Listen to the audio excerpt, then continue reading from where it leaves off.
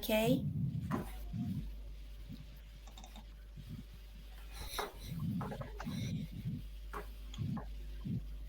Okay, and we're live. Okay, hello everyone. This is Magdalena speaking on behalf of the European Law Observatory New Technologies in collaboration with IoT Council. We welcome you to the Balkan Summit on Law and Technologies, where today's discussion is about innovation and democracies in our region. It's more than a pleasure to host fantastic speakers from so many countries, different backgrounds, diverse expertise, and we're overwhelmed by the interest of our participants.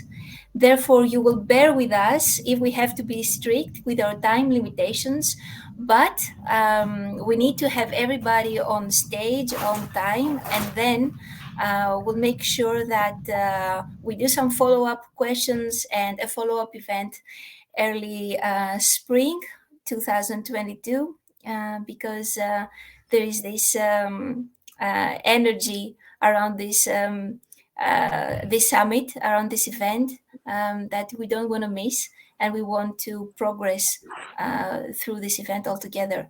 So with no further ado, I would like to give the floor to my co-moderator and co-organizer, Rob van Kranenburg, who will invite on stage Bernard Fabianek from the European Commission and Konstantinos Anastopoulos from the European Legal Tech Association, who is also one of the supporting partners with the Homo Digitalis, the NGO, for today's event.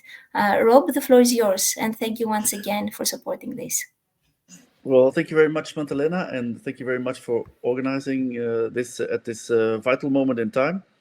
And indeed, as we all have to be brief, I will be brief too, and I will just ask if Bernard Fabianek from the European Commission, who we are honored to have to speak today, could present sort of some introductory remarks, and after him we'll have Konstantinos Anastopoulos to make his introductory remarks. So please, Bernard, the floor is yours.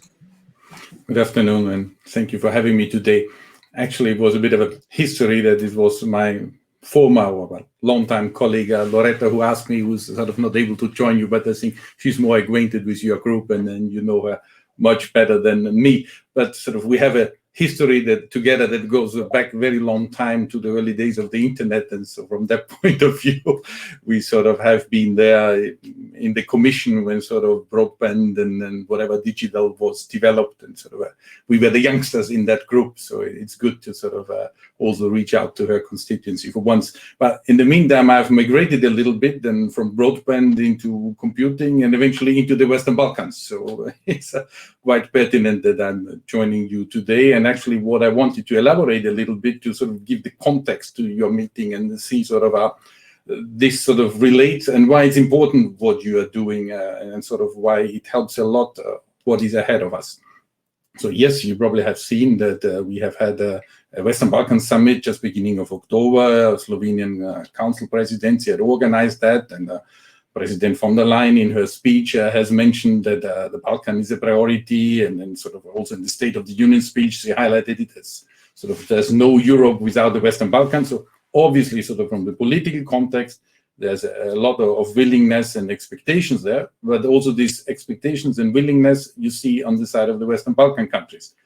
But somehow this is not at the same level necessarily, and there's a lot of expectations that have not been fulfilled in sort of as the outcome of this summit was. And we just earlier this afternoon had a discussion with some dear colleagues dealing with the Western Balkans in the region, and they expressed sort of their disappointment, saying, look, we really want to go forward with accession negotiations. This is very important for us. We are part of the European family. How can we go and sort of make sure that our joint future is in a European perspective? And actually just last week we have released a foresight study about the Western Balkans, but how people see themselves, the region, in 2035. And there were three scenarios. One was a pro-European, sort of most of the region being integrated in the European Union. Another one was saying more Chinese, Russian, Middle East influence. And the third scenario was a business opportunistic scenario, sort of the Balkan takes sites wherever they want, and then sort of world is good for business, so have jobs and growth continuing. And this was done actually after having interviewed some 700 people. So this is really a solid forecast done properly and so on, and will be repeated every year as part of the Regional Cooperation Council's Western Balkan barometer. So fine. But what was interesting is when you ask the people, okay, you came up with these scenarios, we didn't develop this. How do you see, for example, Green Deal, climate change, digital in the future, in these three scenarios? And it turned out that the people saw always the European Union scenario as the most prospective for them and the best for their environment, the best for their children. Now, we just wanted to flag this so that decision makers can read. It's an entertaining read, and then see which steps they want to take, which steps they don't want to take, to make sure that certain aspects of these scenarios don't happen. But what we clearly see in the Western Balkans is this kind of, we wouldn't call it foreign influence. It's just world powers also are propagating their influence into the region. And especially when it comes to your work, we know there's a huge artificial intelligence system donated by China into Serbia that will deal with government databases. Serbia kindly has offered this also to the region. And of course, this raises all kinds of questions about data protection, privacy. How is this handled? We know there's a lot of facial recognition systems already installed in the region. How is this handled? We have migration issues. How sort of deals that in sort of the new modern internet context? We have research projects in the region, for example, in the north of Serbia on agriculture. Fantastic. Actually, what they do is satellite-based crop monitoring, but also then with sensors on the ground. And they promise the farmer to gain 100 euros more profit per hectare per year if they deploy their IT system. But in return, they get all the data about the soil composition, rainfall. They sell this to banks, which then give loans or don't give loan if the farmer doesn't deploy that kind of technology. They give advice what kind of seeds to plant, because only with these ones the necessary profits will be accumulated. So yes, it's a brave new world. It has huge benefits, but we still don't know and can't really see what are the broader impacts. And as this is a bit, I wouldn't say a neutral zone, but a zone where different influences are mixing up, it will be interesting to see how they then move into Europe, bringing these established technologies, these sort of government law enforcement entities using these facial recognition systems, how they will be compatible with European ones. So that's quite a complex setup where, yes, as an engineer, I'm trying to find pragmatic solutions.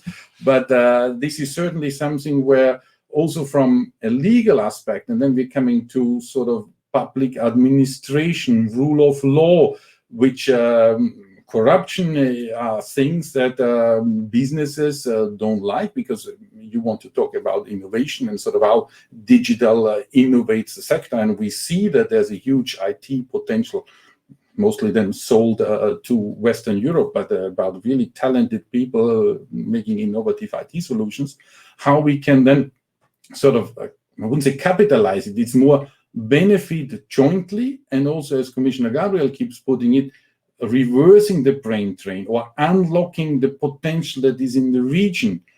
We just have had a sort of Austrian news, again, 5,000 skilled workers needed within a year in Austria, because there's sort of so many open positions that cannot be filled with Austrians. And of course, obviously, everyone turns to the Balkans. But then, aren't we supporting the brain drain? Isn't this something where we want the people to stay in the country, to help to modernize their country, to make for a better future for all of them? And shouldn't we, sort of Commission colleagues, where we have structural funds for the Western Balkans, it's called the Instrument for Pre-Accession Assistance, can we not help them there to have the necessary infrastructures, to have the necessary tools in place so that they are compatible with ours, of course, fully, also in a legal context, the acquis and it's chapter 25 on research and science that we are dealing with, but also 26, education, higher education, that falls into our area here. How can we then, and then sort of innovation is more on competitiveness side, but how can we ensure the compatibility and sort of the rapid growth that we are seeing there? Their GDP growth is much faster than the European one. Can they leapfrog technological developments? Can we make sure that they are in the Balkans, they deploy the latest stuff? And also that when it comes especially to Green Deal, climate change, yes, we know in Bosnia there's problems with coal fire plants and whatever, but can we have renewable energy generated there? There was a big discussion recently with Turkey on the supply of green hydrogen, that the Turkish industry is very keen on to do this for Europe. So how can we get the Western Balkans? But then also, again, coming in the global context, when we see that the supply chains can easily be disrupted because somewhere a boat gets stuck in the canal, or maybe because COVID closes down a whole harbor, how can we see as European businesses and industry of nearshoring supply lines? How is that then done education-wise? Sort of, do we have the skilled workforce in the region that can help us? But again, we want these products, if they are built in our neighborhood with very short supply sort of times to do this, automotive parts, for example, but that this is all done in a proper context. We are in the same environment, if you want, sort of climate change and pollution will not stop at borders. So all these European developments, we have to make sure that they're implemented there as well. Are they costly, or can we help them to deploy them initially, that we use this as field trials to pilot new technologies, especially in Montenegro, for example, there's a lot of windmill parks and solar power installed. Albania is practically a country that is producing electricity without CO2 emission.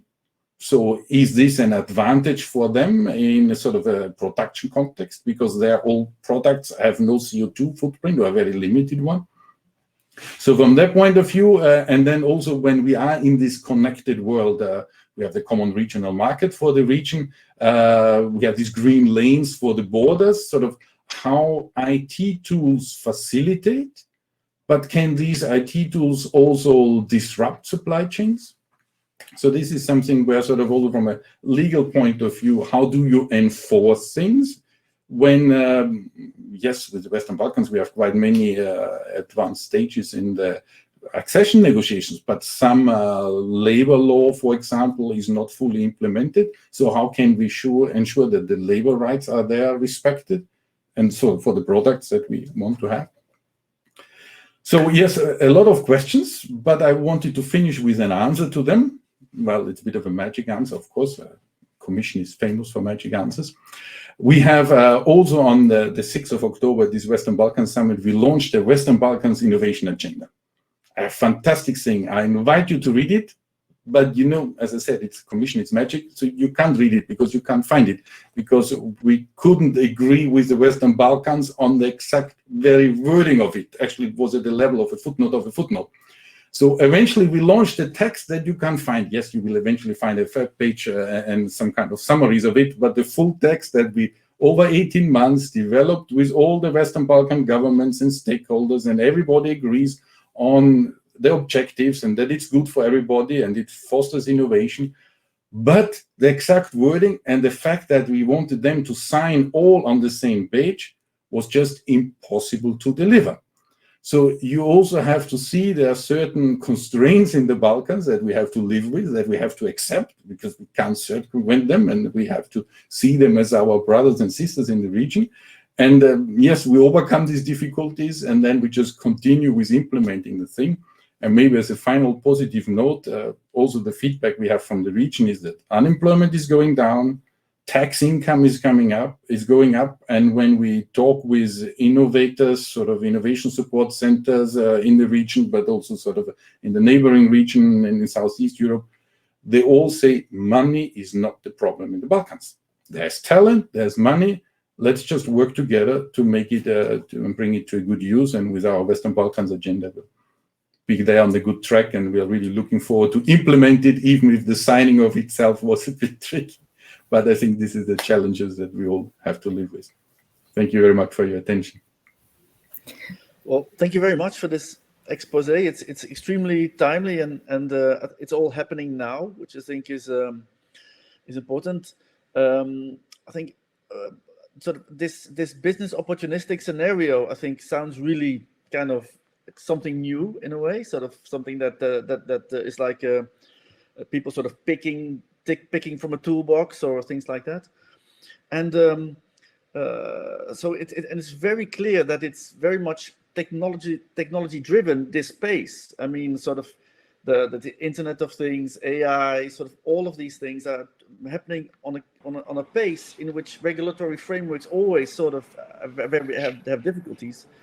Maybe just one remark at the moment.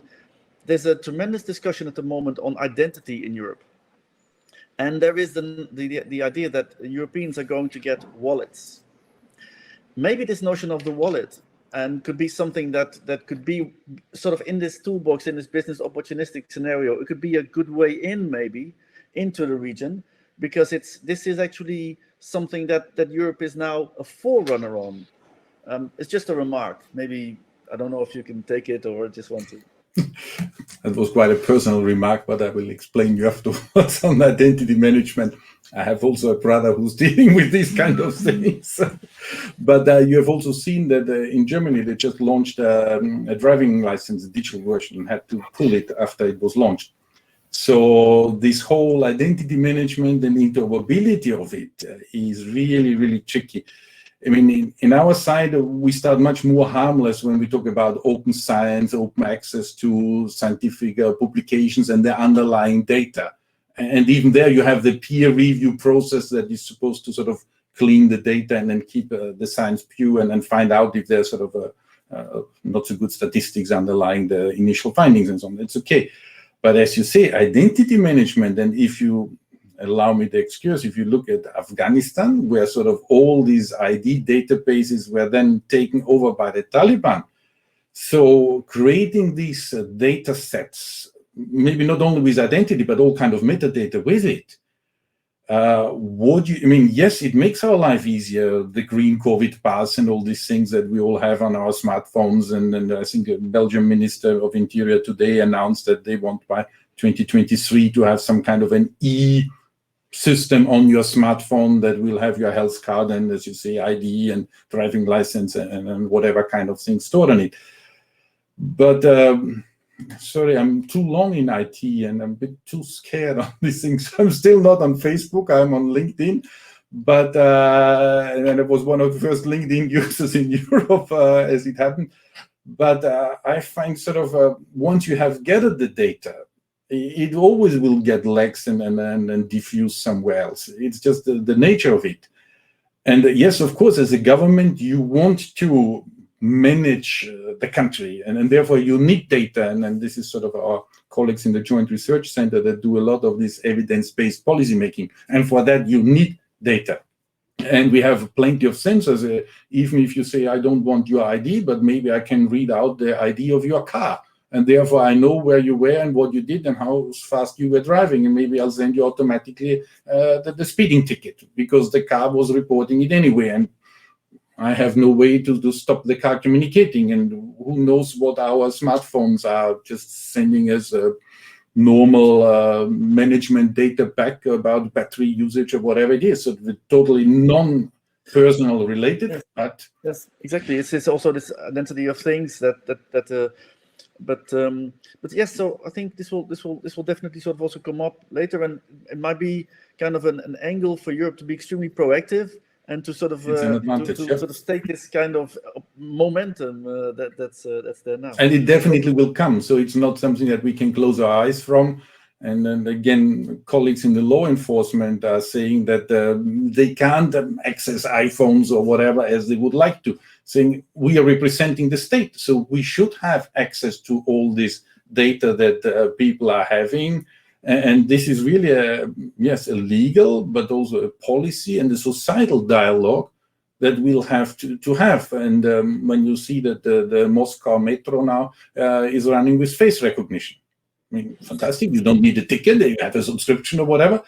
Yes. But is it the brave new world that we are entering, or what are the consequences? Yes. Well, it's definitely a brave new world. I mean, that's for sure. The question is sort of, can we have some agency, and whose brave new world is it, and what kind of agency is in there for the public sector? And I think with so many people of civil society here today, I think this is really what the main questions the main question is and will be about. This is about mainly about people, and I think the way that the human-centric approach of Europe could actually play a tremendous role here. Well, thank you very much Thank for your you. introductory remarks. It was an honor to have you and to Pleasure. open.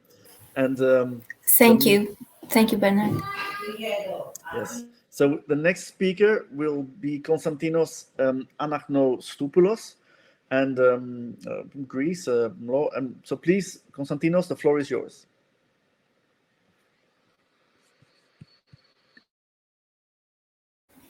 In case you meet connection issues, Constantina, maybe it's better you switch off your camera. Maybe that would help. At least you have clear voice.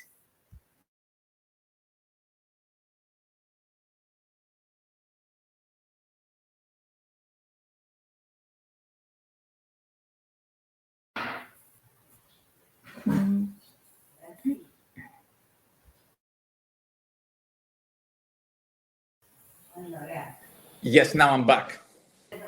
Perfect. I'm sorry, I just have this abrupt, shutdowns with Livestorm. Sorry for that. I assume it will happen again and again. Now, I think Mr. Fabianek covered so many issues that I don't really know what to say as far as our domain is concerned. I'm an ambassador for Greece at ELTA. ELTA is a European Legal Tech Association. We're essentially an independent community that promotes the use of legal tech in the public domain and in the private domain.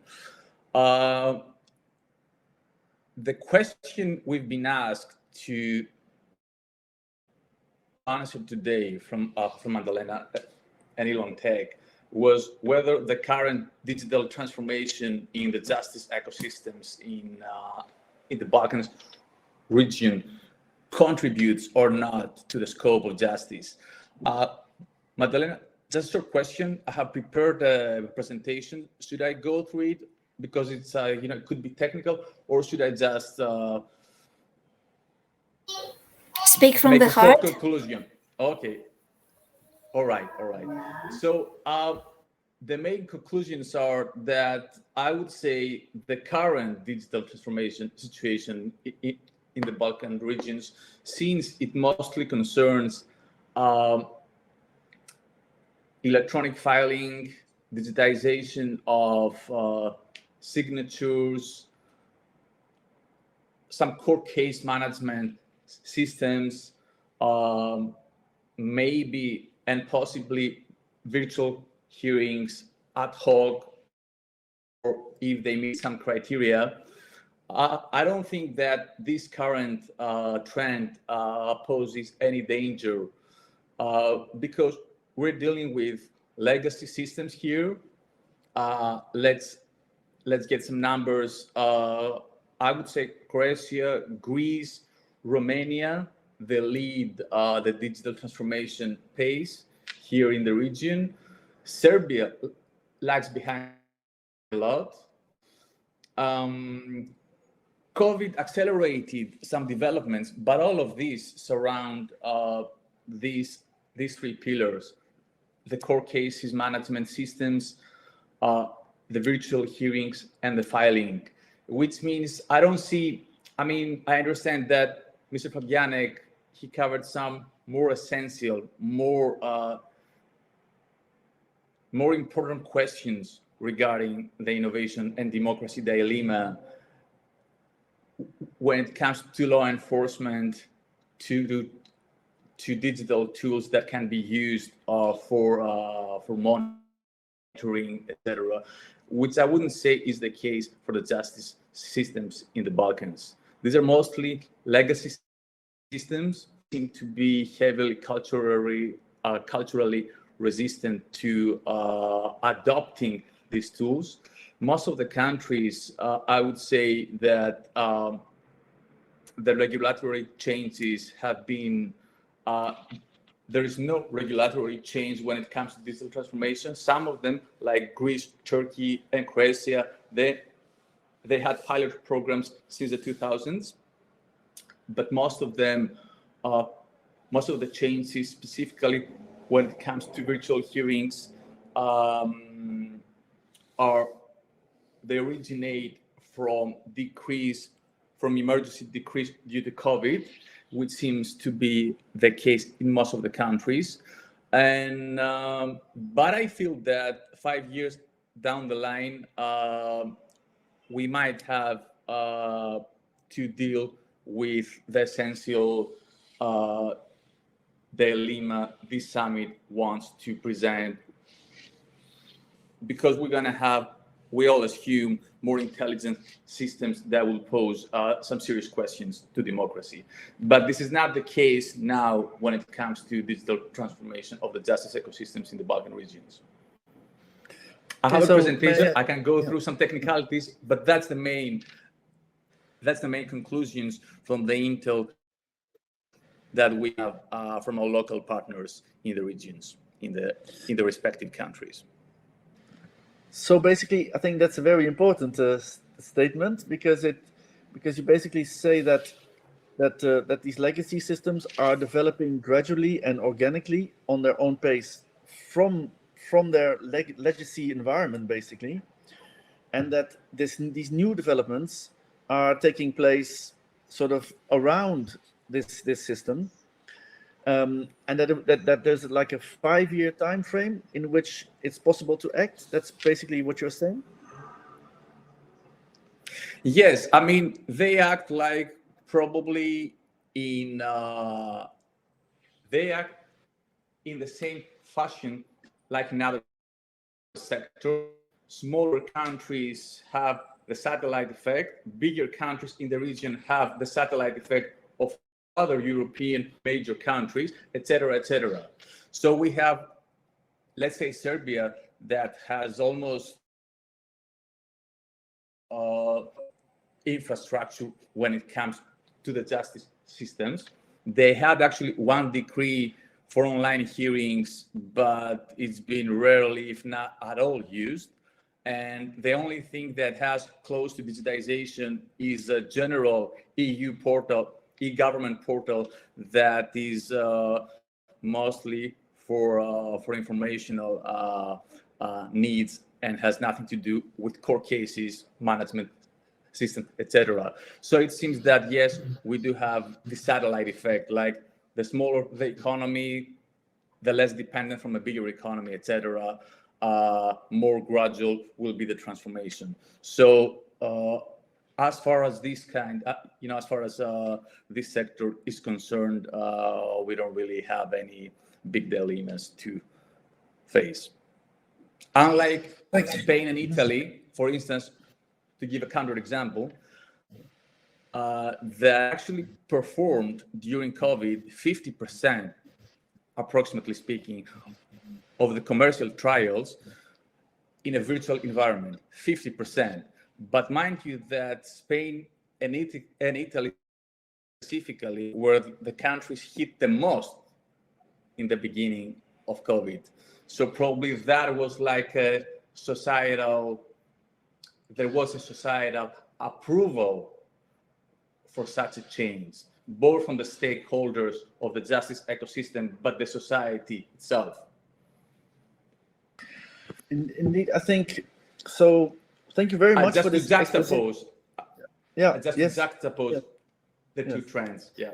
Yes, it's a very important moment, because you basically say that in this extremely fast-paced, changing environment, the digital justice system and the resources as it's been happening itself is seeming to sort of move on its own pace, which makes it, of course, extremely vulnerable to a kind of Berlin Wall moment when this entire system is taken over by extreme paced acceleration happening.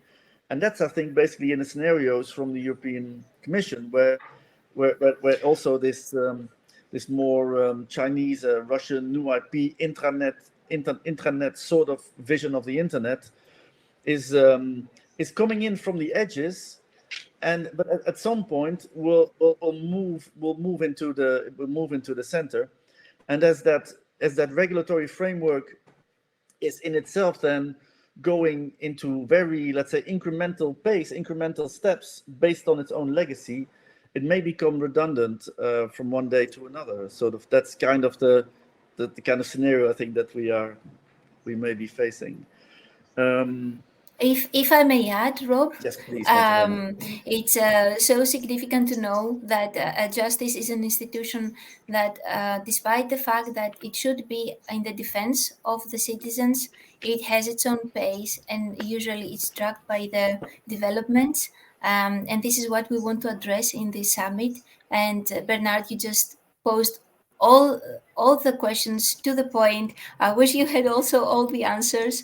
We hopefully have answers in the upcoming months, because things look like they are accelerating in the region. It is exactly this point, whether innovation is a tool for the citizens in the region or a Trojan horse of other types of violations that we are not educated to identify them. And this is why the role of lawyers and associations like the one that Konstantinos represents are so important, because they are the interpreters, let's say. They translate, they explain the regulation to the citizens. And this combination of inputs is the treasure of the today's summit. So, Rob, back to you, and we can go on with the next speaker.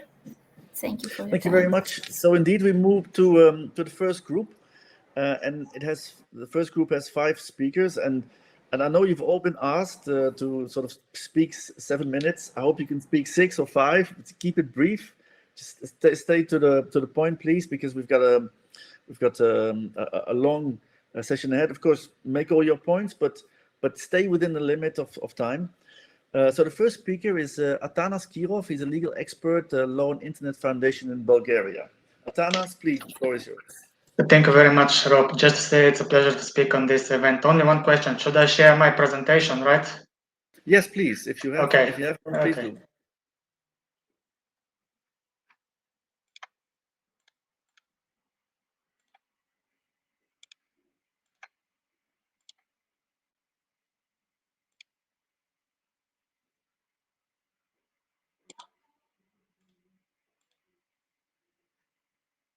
Can you see my screen? Not yet, but I think it will come up. It will come up soon, and otherwise we will. Yes. Okay, thanks. Yes, it's coming. Yes, but we see a lot of browser pages. So maybe you want to show your PowerPoint. Or... Now, did you see my screen? Yes, but we see still the PowerPoint. Still the present. Should try to pick the PowerPoint if to share that screen if possible. That's it. Thank you very much. Thank you. Great. So hello everyone. My name is Atanas Kirov. I'm a legal expert in law and Internet Foundation, an NGO from Bulgaria. And today, really briefly, I would like to talk with you about the basics for digitalization, specifically how it is done, what is digitalization, and who exactly will benefit.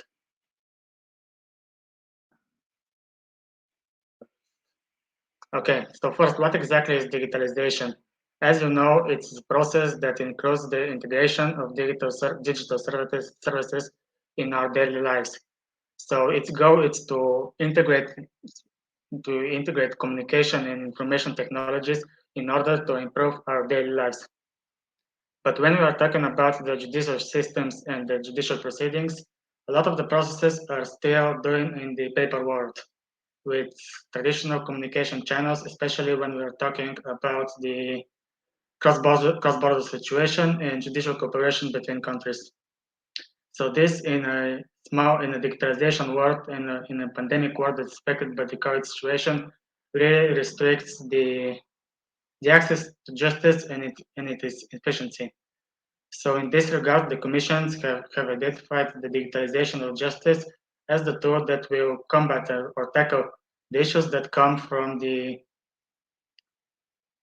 moreover of the problems. Okay, so how exactly is it achieved?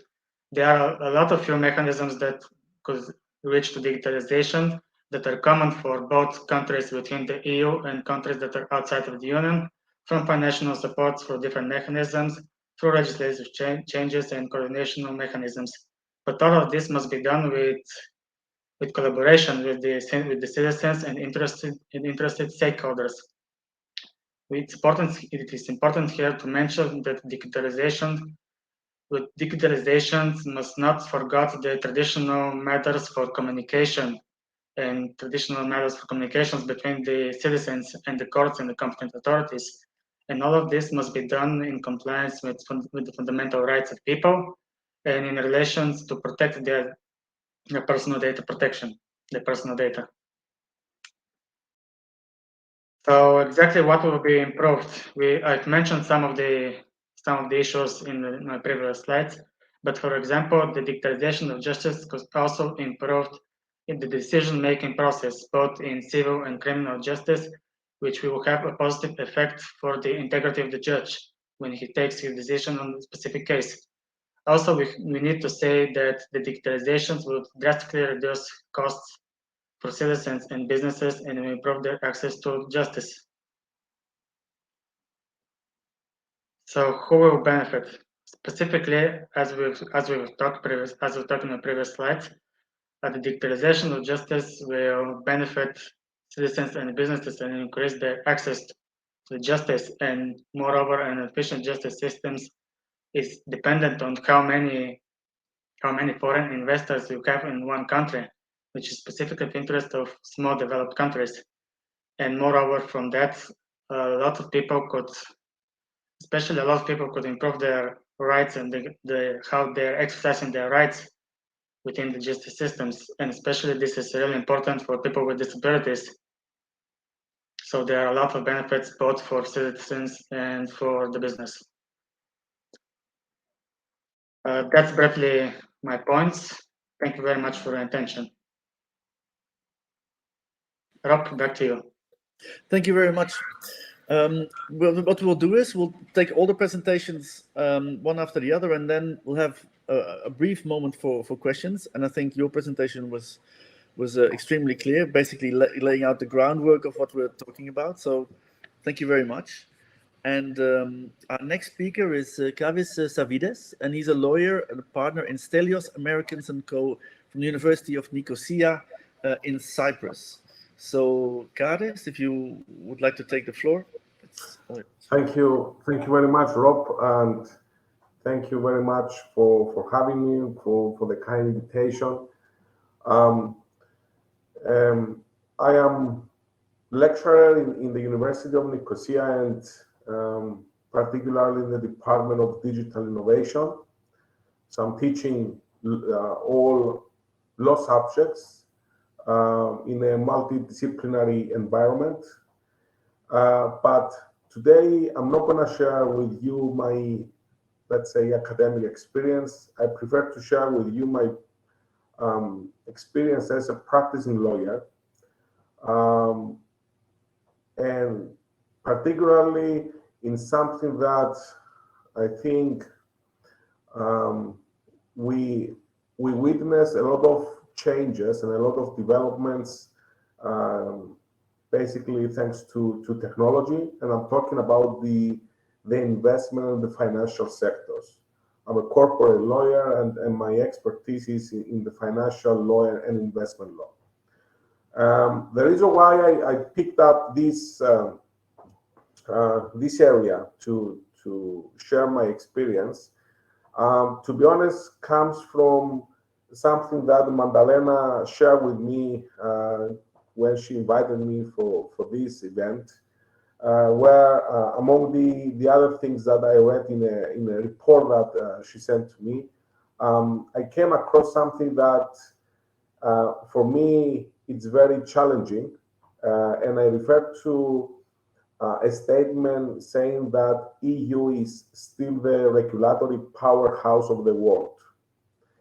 Right. Okay. That I admit that that was very challenging.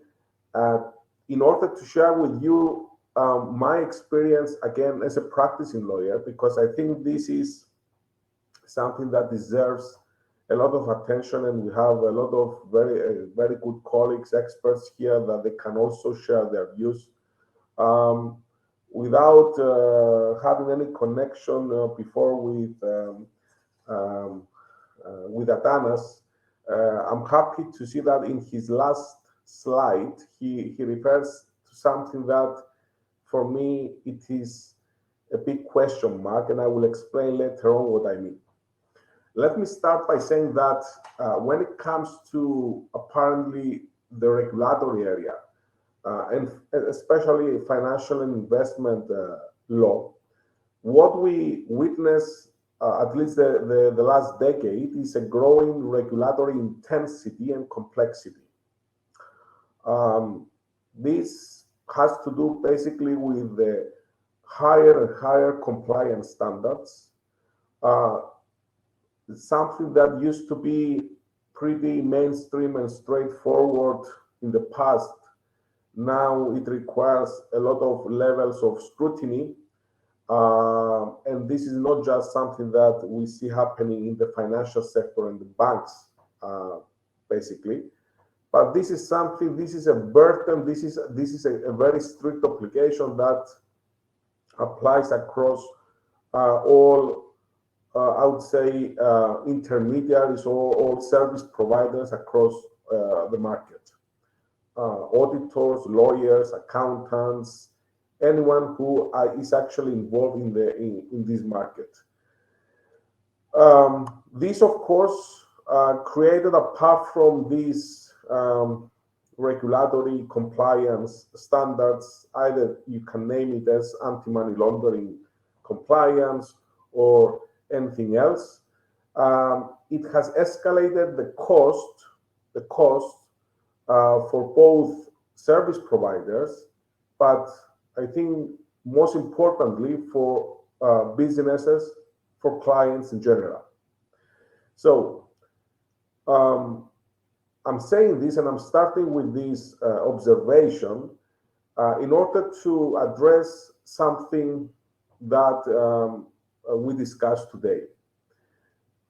In order to cope with this compliance challenge, the result was to have a large number of automated solutions where we name them as RegTech solutions, regulation and technology solutions, FinTech, financial and technology solutions, and so on.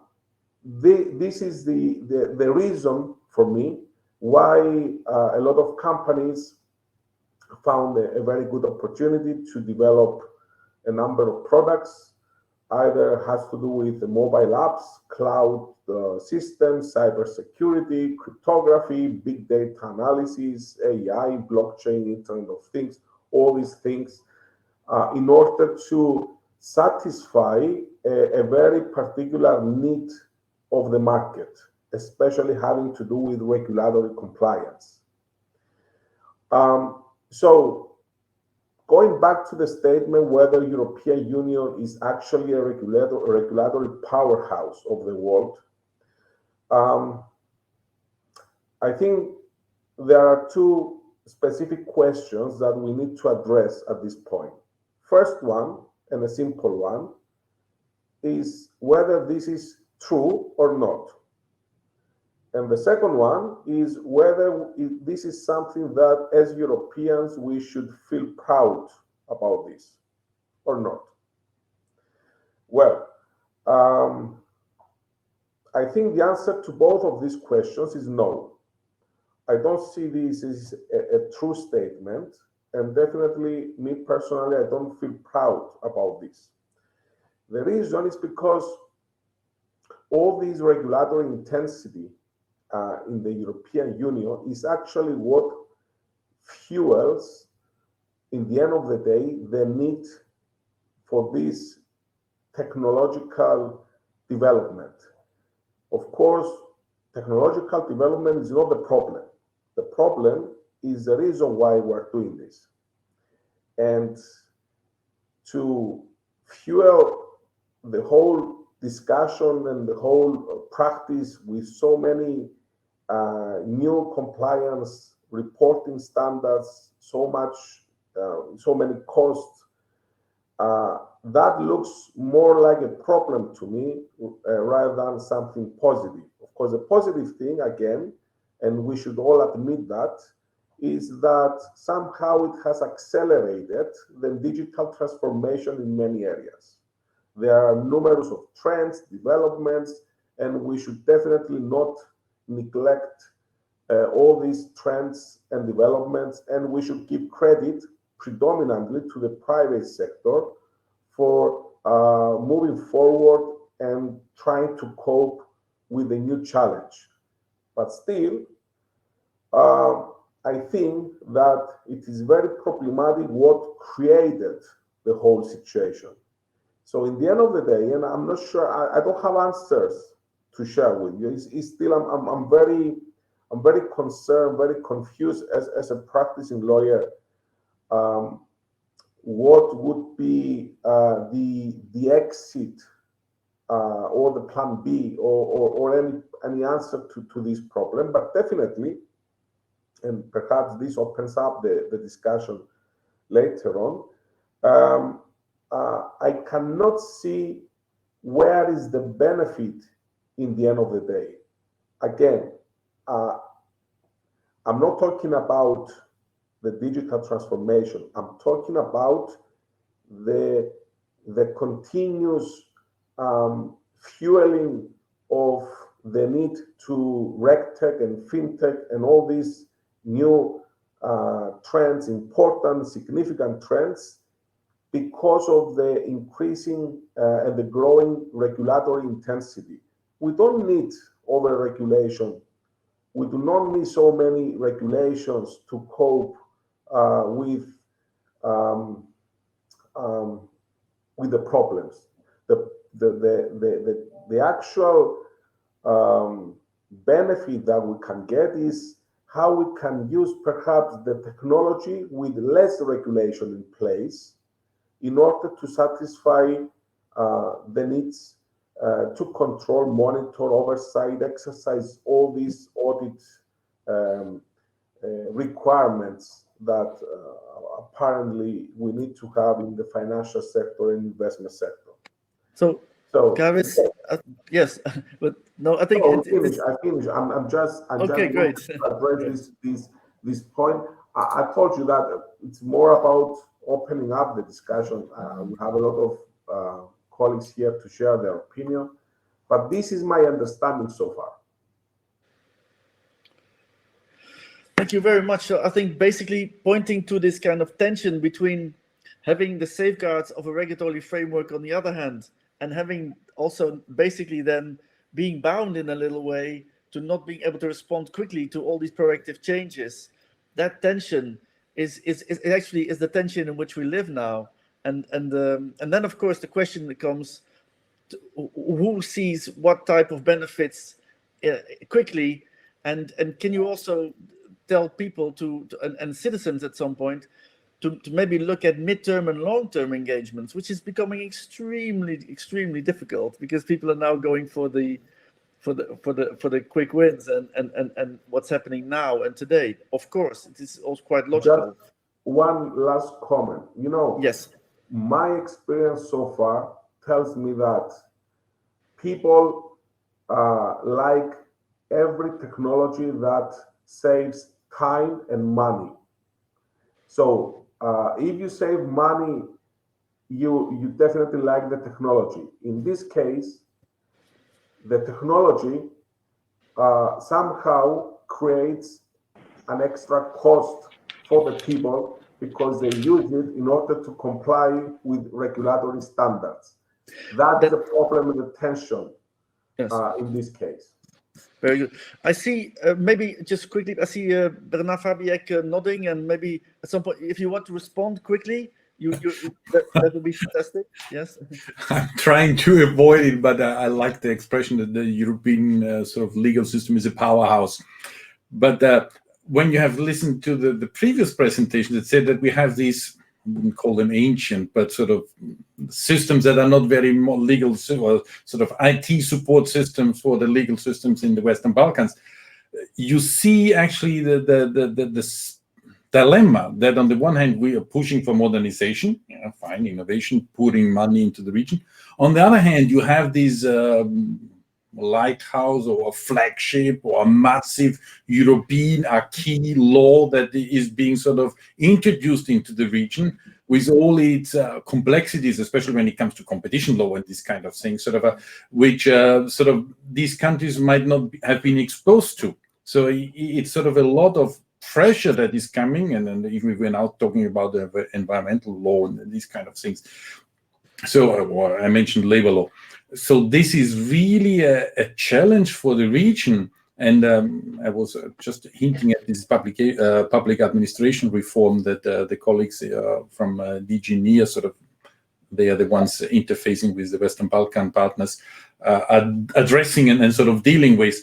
But we also see that this is a long way to go. You have sort of vetting of judges in some countries that is ongoing and taking very long time. Also maybe used for political purposes and so on. So it's quite a complex setup where also often we are seen as steamrolling them. Sort of all these sort of European schemes, why do you want to push us there? I mean, maybe in 100 years we are getting there and then everything will be fine. But of course, we don't have that time. And then we need discussion like yours to sort of have good ideas. And I'm still of this more leapfrogging fraction that says, okay, then let's jump one generation and then do immediately the latest things. But of course, this is also a bit of revolution and it's not so easy to implement. Well, I think it's very interesting that the European Commission is calling for revolution. Just kidding.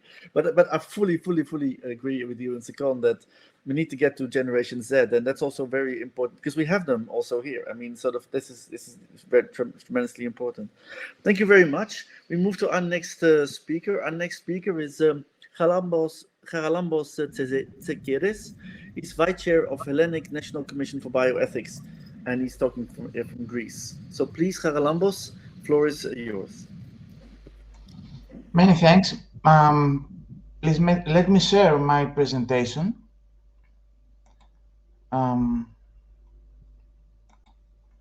I think you can now, you can see that.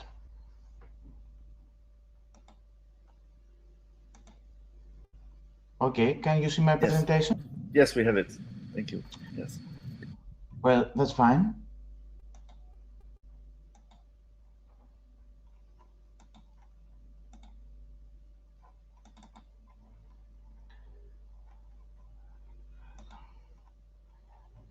So,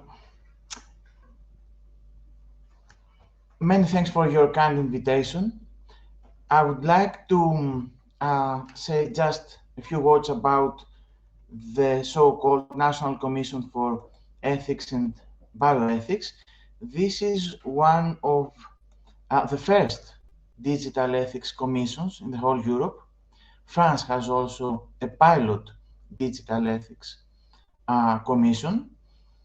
It was established this year, and our aim is to act as an independent advisory body of the Greek state in the fields of both life sciences and new technologies to explore the ethical, social, and legal dimensions and consequences in the disciplines of both biology and medicine, and in the domain of AI, Internet of Things, digital media, big data, robotics.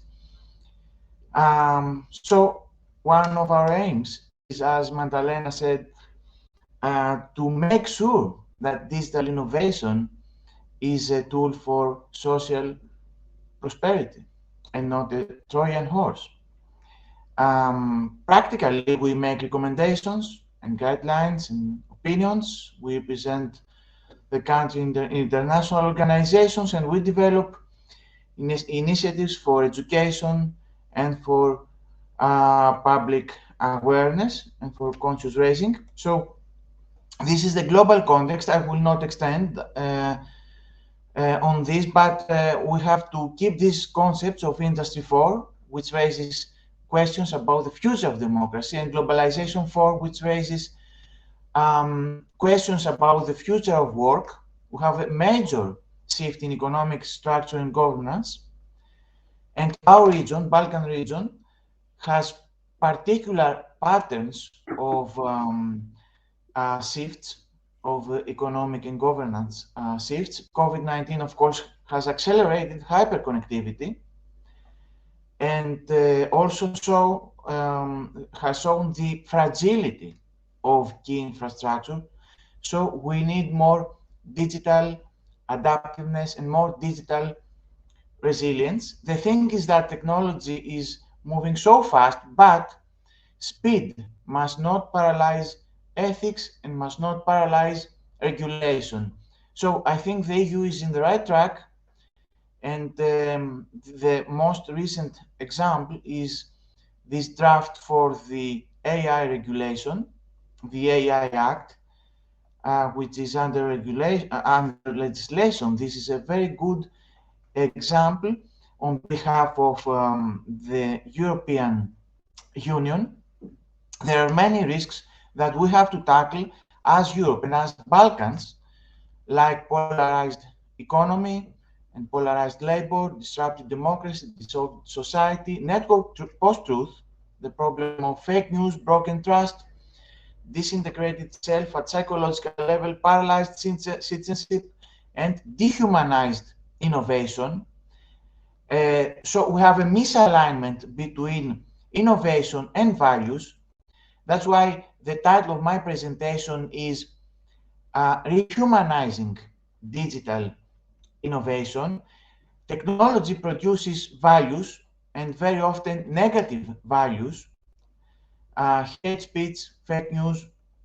It also produces echo chambers and brings digital challenges like attention economy, choice architectures, algorithmic content curation, according to the Joint Research Center. So what we need, I think this is a key concept, is digital intelligence at both individual, organizational, national and regional and European level, that is a sum of abilities that enable individuals and groups and societies to face the challenges and adapt to digital life.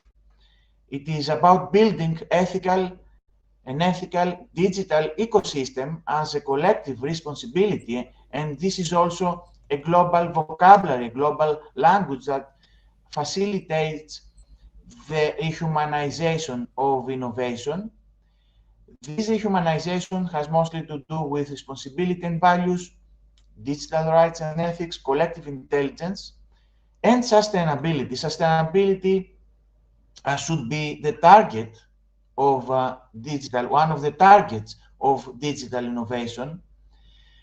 AI and digital innovation in general must meet UN Sustainable Development Goals. This is a very good publication in Nature Communications about the role of artificial intelligence in achieving the Sustainable Development Goals. And foresight is another tool that we have to use to boost digital innovation, to rehumanize it in a creative way.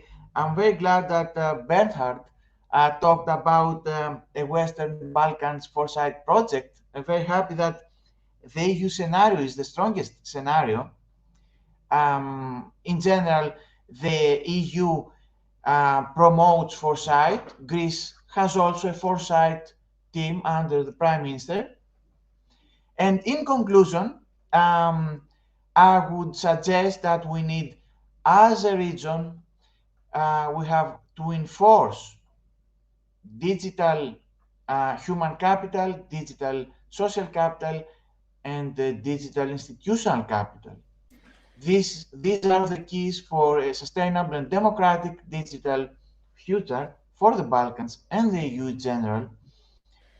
And also, what we recommend as a commission is also media literacies and fact-checking and monitoring and regulation. Fact-checking is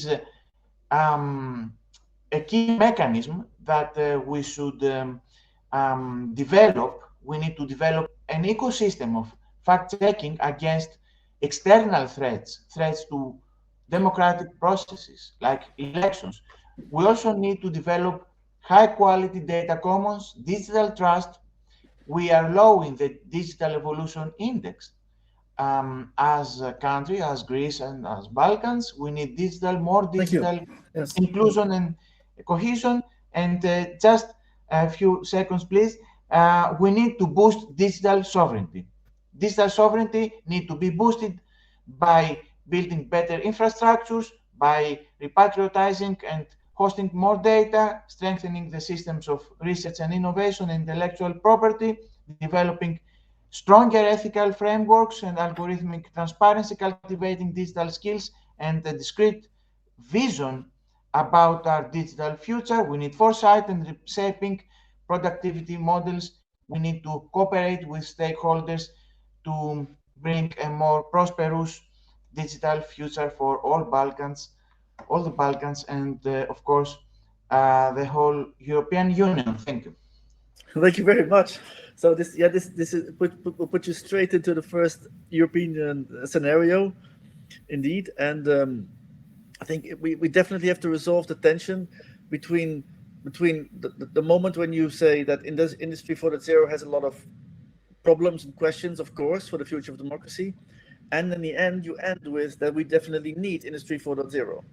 So we need to make up our minds about that, and that's of course the problem at the moment at the European level, that we lack the kind of infrastructure and the services and applications, sort of, I mean, not in a coherent way in which it's offered by certain parties. So thank you very much for this presentation. And I also saw that you had the EIDAS framework at some point up, and this exactly points to the regulatory framework on identity.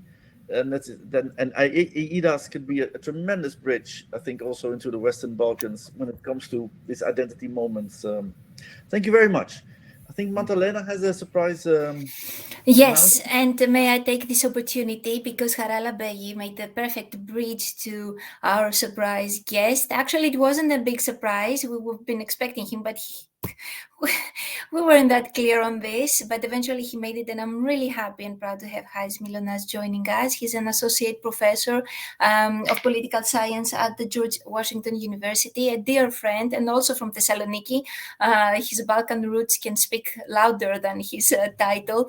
The reason why I asked from Haris to join, and his specialization is minorities and ethnicism and all these troubled sides of history. And Bernard, I will take this point and link it to what we expect from Haris' points to address, is that despite the vision, despite the general understanding of the need for common progress, for shared goals, there's this thing that when it comes to papers and officially rectifying a procedure or set the foundations, we cannot reach consensus in Balkans. And for this reason, I wanted Haris to give us an answer historically and link it to innovation in the future, how we could overcome this, and why this region is always, it's a characteristic and a paradox that we're so close and so divided, how we can reach this common and shared vision like through innovation, maybe. Harry, welcome. Thank you, Magdalena, and I'm sorry it's been. I haven't prepared really formal remarks because I think this topic is vast and I can't do justice to it, obviously. But my specialty is primarily on the emergence and I would say the ability of the Balkan states to become independent to begin with, right? And their self-determination from the Ottoman Empire, right? And as a result, I have studied quite a bit what you could call the external meddling, let's put it that way, that takes place often in spaces, geopolitical spaces where there isn't enough, I guess, military power, you might say, or enough power in general to fend off such meddling. So the short answer to Madalena's question of why the Balkan people often don't manage to come to an agreement on some things, it's nothing related to their genes or culture, I would say.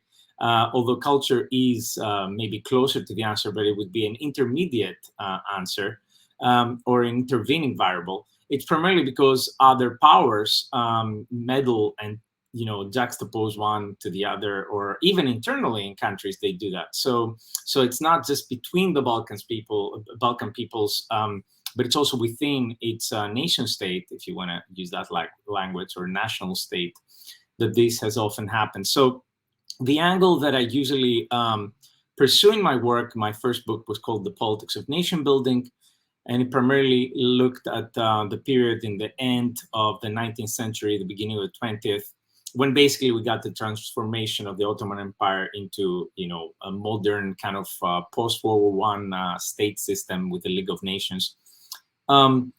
It's yet again a period where, the British, the French, the great powers of the time were definitely the Austrians at the time had a big agenda, obviously, the Austro-Hungarian Empire in the Balkans before it collapsed. So the short answer for brevity purposes is that areas like the Balkans, areas with small states or medium-sized states at best, are less able and capable of standing up on their own feet often. And that means they usually need to either get external patrons to support them, even to exist or secure their borders. Now, why would I tell all these things to people who are looking at this from a European lens, right? That's where my book actually also becomes relevant, in the sense that towards the end of my book, I say, well, regional integration schemes or projects, let's say, like the European Union, are kind of a solution to this type of problem. And the difference there would be that regional integration, first of all, is a more transparent and open process of solving the problem of being a small state, if you are following what I'm saying. And in a way, it's allowing small states to have a certain level of autonomy and be clear where they don't have autonomy, right? Be transparent and clear where they don't have autonomy, where they need to harmonize with other actors. And in that context, within a European integration process, especially, including the rest of the Western Balkans, the animosities and the problems, the bilateral problems that often pop up and create issues, be it border disputes between Slovenia and Serbia, or whatever, like all sorts of, or Croatia, sorry, or even more thorny issues like Kosovo and between Kosovo and Serbia. All of these, according to, at least to my theoretical framework, become completely different types of problems within a European regional integration project, right? So all these things that could be seen as impediments, and they are impediments at the moment, will not cease to be problems, but they're gonna be, as I usually say, desecuritized, tremendously desecuritized within a European Union framework. And that's something that we often, maybe it's I would say it's the elephant in the room. It's one of the important effects that this voluntary belonging to a regional integration program may have tremendous effects that you're not thinking about as a leader. Maybe when you're entering, you're thinking more of the economic and social support and all the big funds that you may tap into and so forth in the projects. But there are bigger geopolitical changes, I think, that we're often neglecting to see. And in that framework, I think a lot of the, just to conclude, I think Madalena is giving me a little bit of a warning by changing cameras. The other thing that regional integration does is that it provides, as we heard from Haralabos, who has the same name as me, although I go by Harris. The other thing that happens with regional integration is that a whole host of regulations and a whole host of apparatus is being introduced to small states that cannot do it on their own. Often they cannot produce and sustain such an apparatus on their own that can protect them from a lot of less voluntary types of meddling and less transparent types of meddling, right? So that I would leave as a kind of a main point of this historical trajectory that I would call something like, what's the fate of small states in the international system, right? And how can they move forward in this new world of innovation and other challenges, which are both opportunities, but they're also challenges we have to realize for them. And at the same time, react in a more, I guess, bold way to what I consider the worst problem coming from, or the worst dark side of some of this innovation, which has to do with internal fragmentation. I think we often focus a lot on whether Bosnia and Herzegovina can find a solution with Serbia on something, or Kosovo and Serbia, or Greece and Turkey, and then we forget that all of this is assuming that these states are internally cohesive, and that they're actually managed to reproduce themselves in one way or another as a coherent whole. I think that's an assumption that it's going to be increasingly less clear. I mean, I'm speaking to you from Washington, D.C. We recently had a very clear example of how incoherent a state that is a superpower in this case could look from inside.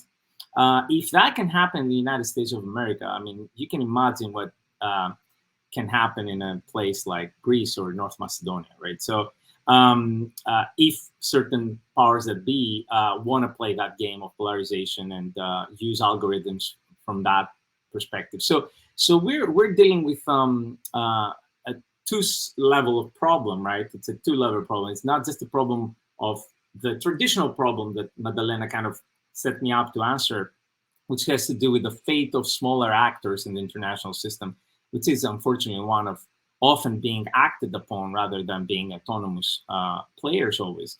The second, I think, more problematic situation, which is closer to the topic of your summit, I think, of your meeting, is this internal, the dark side that some of these developments may have internally, if they're not checked by a regional integration project, for example, in this case, like the EU. So the EU may play a really important role in, ironically, in facilitating national level continuity, which often is seen as the opposite. It's seen as something that undermines national cohesion and national, I would say that's, I mean, I'm offering this to you as another selling point through protections of that sort. Thank you. Now I'm done. That's great. Rob? Yeah, maybe sort of your talk is extremely inspiring, and we need this high-level view. And I was reminded of Benedict Anderson's Imagined Communities, and I think maybe you like to comment on that if that's sort of. But I think we need to have this kind of new view of imagined communities, but then with things sort of green, embedded, the planet, people, sort of machines, sort of like robots, all of this inside, against either this more hyped humanist kind of view of let's embrace all of this, or the more conservative view. So this imagined community, I would say, is something that could. Would you agree with that? That's a good term now. That for sure. I mean, the imagined community idea is not necessarily is not necessarily applied only to the nation state, right? The Imagine community could be imagined at the global level in today's world, especially given that today's world and my students, for example, are much more cosmopolitan in mindset. The question is, how do you do that in a way that does not violate prior traditional identities, national, ethnic, and what have you? And I think, again, I would say regional integration programs are a really good in-between kind of thing, right? They're almost a bridge. Before we go global, you at least you need to prove you can go regional, right? So in a way, again, I think regional integration, I've often said in the past, and I've written some opinion pieces in the past on this front, I think we need to go with regional multilateralism at some point first, before we go with full-on world government. Clearly, we're not ready for world government. I think the COVID-19 pandemic has shown that. But let's see, are we ready for serious regional integration, right? And at the forefront of this is the European Union. Everybody's watching, from the African Union to ASEAN and everybody else, are trying to see whether the Europeans are going to be able to pull that off. If we cannot pull it off in the center of the most successful experiment with regional integration, they will be disheartened, right? Thank you very much. I think that's a fantastic closing call to action, I would say. And so thank you very much for joining. Thank you, Haris, for connecting. Thank you for having me. Thank you very much. And with this, we go to the next speaker, who is Sima Baktas, and she's a lawyer, Global B, an ELONTech liaison in Turkey. So Sima, the floor is yours. Hi, everyone. Thank you for inviting me here.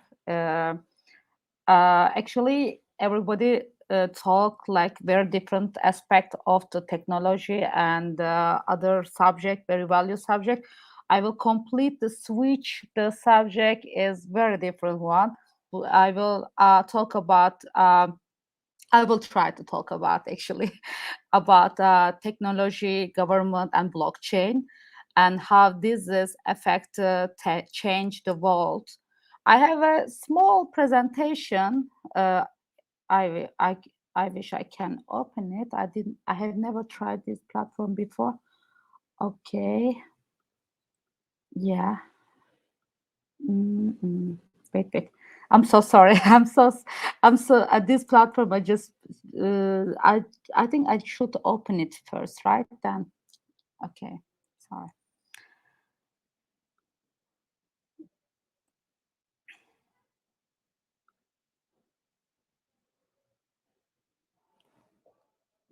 Yeah.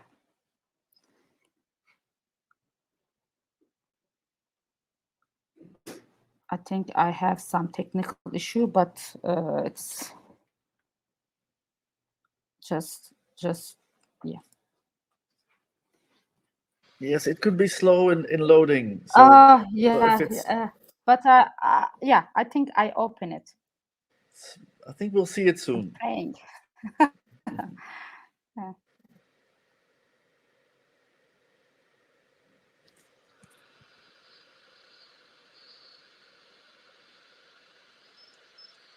Can you see me? Can you see right now? We see you, but we don't see the presentation. Presentation, yeah. Okay. Yes, it's coming up. Fantastic. We yes, see the presentation. Great. That's it. That's it. So, okay. I think I can change here. Okay. My name is Sima Baktas from Istanbul. Yeah, it's not part of EU still. We have such a big problems, you know that. And now I want to present about democracy, government, and these things going on. Governments and new technologies in new generation technology. So many times, for example, it's after this blockchain technologies come up, most of people now concerned about the freedom of the financial and decentralized system. And most of people, especially in Turkey and the other countries all around the world, who cannot, they are currency is very down and it's a very bad situation, like especially economic crisis situation country, and they are more concerned about trading in crypto sector. It's one of them is Turkey. I can tell you, because one of the biggest countries in third countries that trading in crypto. Why? Because the Turkish currency is go down everywhere, and then the dollars is go up everywhere. So this is people wants to find solution because the government's politics situation is not going well. So that's why people try to find escape this situation and find freedom of the financial instrument. But before that, I want to explain, do we really need government in blockchain system on the future? So if we we all I was when I was searching about why we have governments system in the world, why we have commissions, why we have united. So the first one we can say about the social order, like human rights, to protect and human rights, and second, provide public service like reliable registration system, and third one is security and defense. So these third options feel people need governments and feel people need secure area and someone they can manage this. And also John, all the so many lawyers here, and we all study John Locke in our the law faculty. John Locke says like we need government because we just not the government. We need someone who represent us, who is smarter than us. So we vote for them, and they are represent us in parliamentary. So when we think John Locke in 200 years ago, I think 400 years ago, and said something, and this guy opened the new agenda for the government and changed the system and representing people as a democracy way. So democracy is we just choose people, vote people, and they do or these three options instead of us and protect us. So, but now the 20th century, everything is changed. The technology is surround all around us. Now we can say the first technology democracy is say electronic democracy. What is electronic democracy? So all the parliamentary, all the candidates, all the voters and other people are connected each other in social media, in internet. So now this is the new democracy system, but this is also very risky, as Mr. Bernard says. We all the data information now in governmental, because of technology now they have very easy to access the technology and to access the data, people data. This is, yes, the governments need this because they manage the country, they protect the people. But on the other hand, if the government's technology hacked, if the government is bad and want to use this data is a bad way, so this can be very big risky. And I can give you example in Turkey. Yes, in e-government is hacked and 50 millions data, it's now in anonymous in everywhere. So imagine this data, if people wants to use the bad way, they can change even election system. Like we can see the Facebook Cambridge Analytica scandal. We see this even American countries election system can affect in social media, and this data can affect and change the all world system very easily. So I will try to short as much I can because so much people has talking and I don't want to spend most of time. But so then social media, data collected. Third part is now blockchain system. How we can have blockchain system in democracy. So blockchain system now provide us consensus protocol. What is means that consensus protocol? So this, imagine like this parliamentary system is, we can have like smart contract, a decentralized system, smart contract, and people can directly manage the, not even now in government, but directly manage the system. They can choose, they can decide whatever they want according to their smart contract. So that point, people are thinking, do we really need government in the future? Because people can do smart contract and they can choose something else, and they can erase, they can whatever they want, but it's because the consensus, it will be larger and larger. Now it's maybe most of people say what she's talking about, but in the future this kind of topics will be very, very common, and everybody will talk about this kind of topics, because the world is changing. And second part is maybe consensus protocols seems very utopic right now, but voting with blockchain system is very realistic. And we can see that even in Turkish Istanbul mayor election last 3 years ago, what's the big scandal, always change it, and nobody trusts the voting system anymore. Even the same things happen in the United States and other countries, because the online voting system can be manipulated, and also the physical voting system cannot be trusted anymore. So this blockchain can provide democracy, and their main tool is voting system. This voting system, I won't tell you how is it, and actually I'm not IT person to talk about what kind of the system is, but this is like make record and the trustful, more trustful than classical system. So third one is decentralized digital reliable recording system. What is this? And like we don't need any more middleman like notary or governmental institute to provide these documents is correct or not, because the blockchain system also provide kind of these things. So that's why now most of people talk about, do we really need government in the future, or if we need, how they can affect this blockchain technology in their system.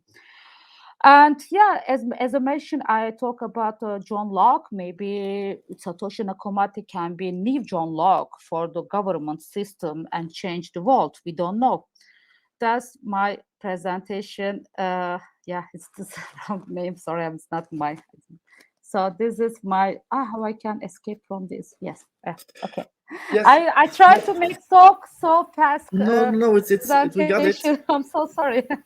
It's very good. We got it, and this feeds directly into the third scenario of business opportunism, and this also turns into like the moment when things can leapfrog, and things are leapfrogging, and they can leapfrog right now. And the question you're posing is quite right. And no, we don't need governments for this. We need governance. We need governance systems. And that's the new framework in which we're all operating in terms of governance.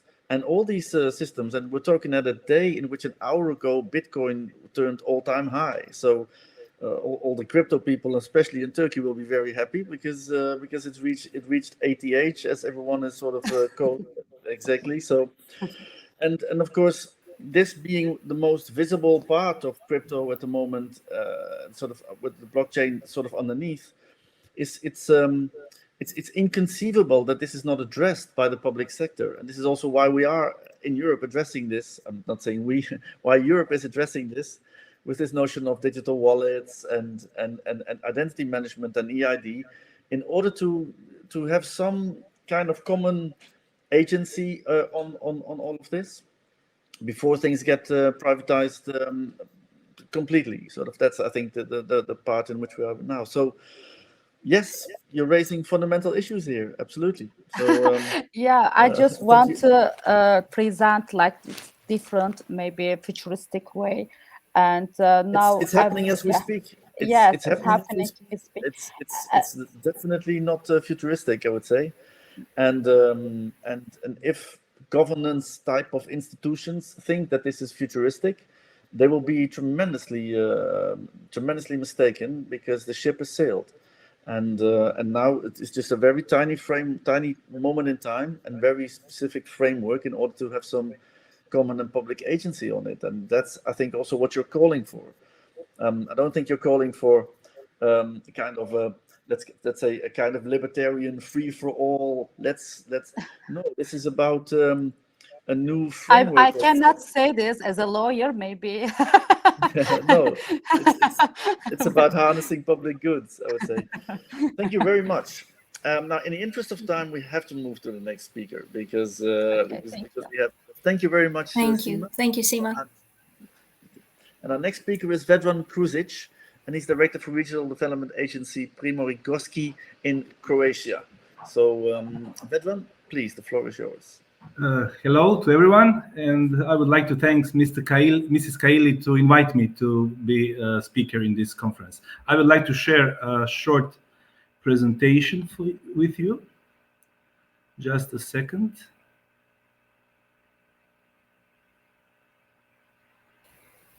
While we wait for the presentation, I cannot comment, if I may, because Sima just said about John Locke. It's amazing how these countries, while they had John Locke, it was also the patrons in Balkans, connecting it with what Haris was saying about how maybe this has been an obstacle to the progress of the region.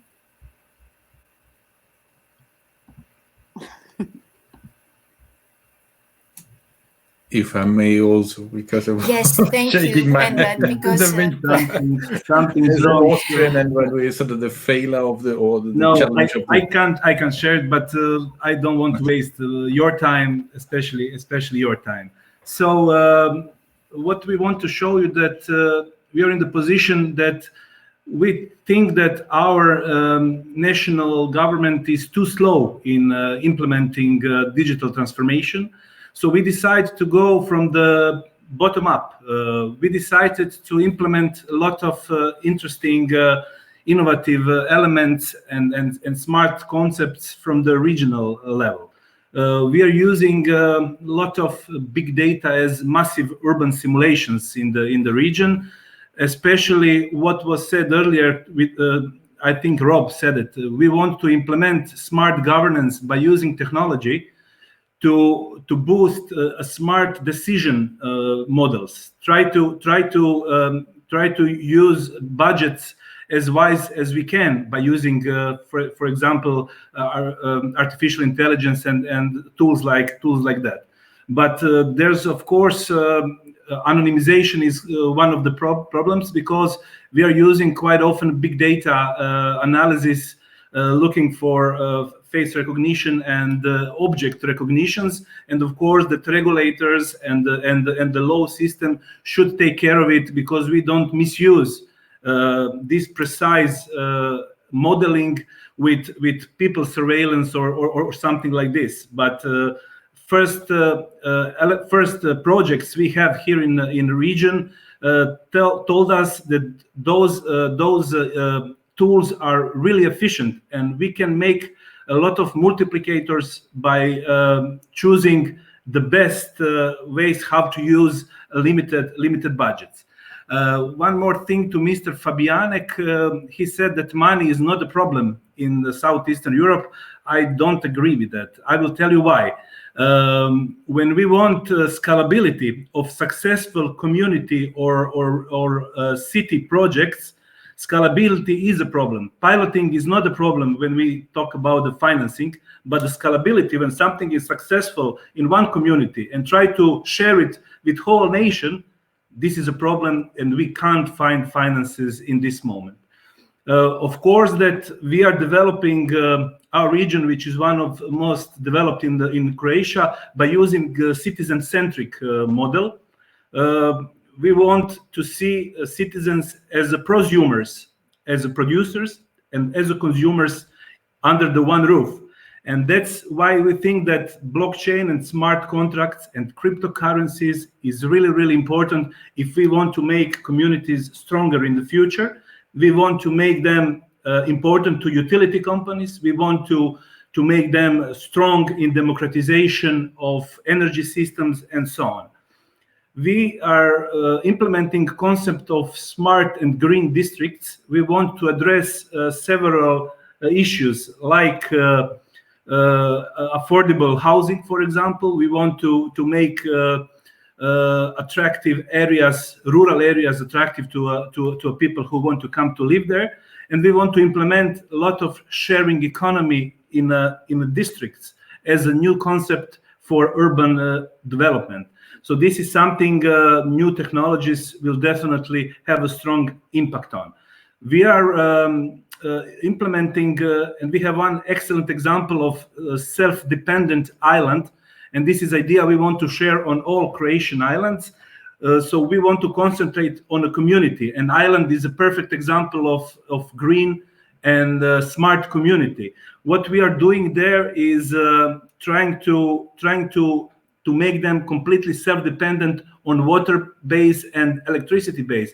And we are dealing with the community by introducing a sensoring or IoT systems in every household, so that we can calculate it anytime. What are the possibilities for island to stay self-dependent in any moment if there's any electricity issue in the network in specific moment. And of course that we want to implement the successful projects in every part of the nation or Mediterranean, because there are a lot of islands also in the other countries. One more really important topic when we are talking about innovation and democracy is an important project of implementing or establish developed broadband infrastructure in rural areas. What we want to do there, we want to make fair chances for everyone who are not living in a central urban core areas. We want to make no one left behind, especially in time of huge digitalization in every field we are dealing with.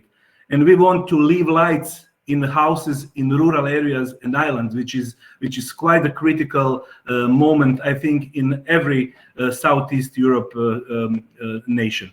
So for the conclusion, I would like to say that the implementation of technology is not a hypothetical conversation. It's something we are deeply in, and there are more and more challenges we want crony institutions start to solve. And I think that this new European view on how to be a digital powerhouse can help all the member states. Thank you very much. Thank you very much. Maybe Bernard Fabiek, maybe you want to very quickly, because we already are way over time with our speakers at the moment, but maybe you want to quickly respond to this, and then we go with the next group. Thank you. Well, if you need money, talk to me. It's my job. I'm not sure.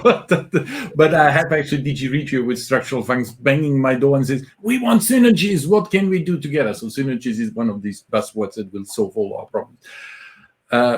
Yeah, maybe at the end we can talk a little bit further about small states and big empires as an Austrian, and also rule of law and so on, and Bitcoins and blockchains, because I have an opinion too. Thank you very much.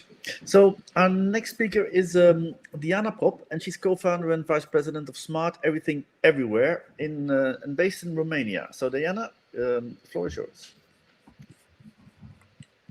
Hi, everybody. Can you hear me? Yes, Great. we can hear you. Very happy to be here tonight. Thank you all for the presentations. Thank you, Magdalena, for the invitation. Hearing your interventions, I realized I should have maybe prepared something more tightly related to what's happening in Romania and to the ecosystem here, since also I have a kind of a background of working with the government here, also with the NGO sector and also the business sector. But since I promised Magdalena that I will talk about AI and cyber physical systems, I will try to make a few key points related to, especially to AI and ethics.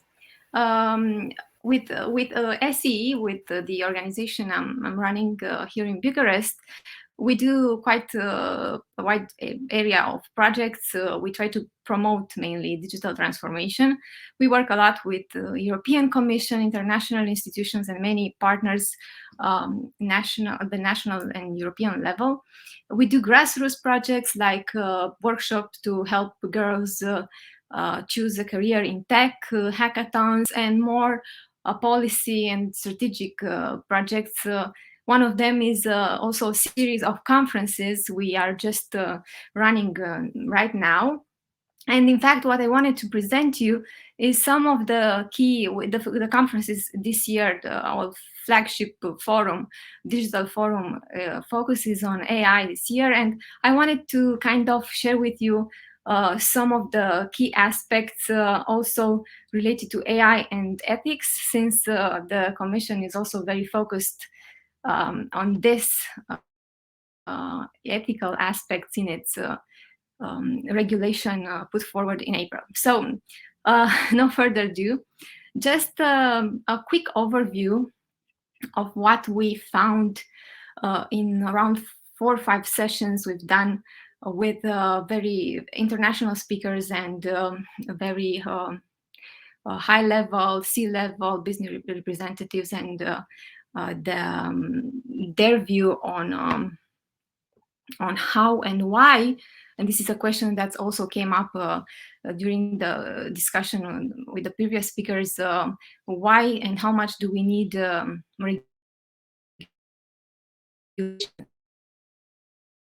regulate what is happening in this part?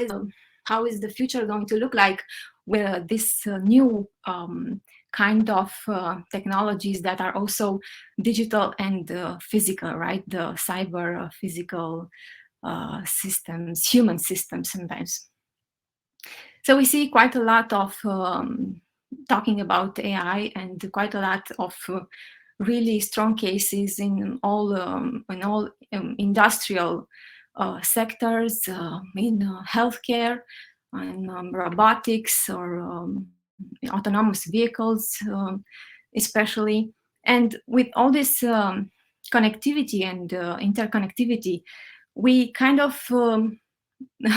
start to look at what's happening in the area of self-building technologies. So we are moving towards a more science fiction kind of field, where some of our basic human values and what it means to be human is starting to be questioned.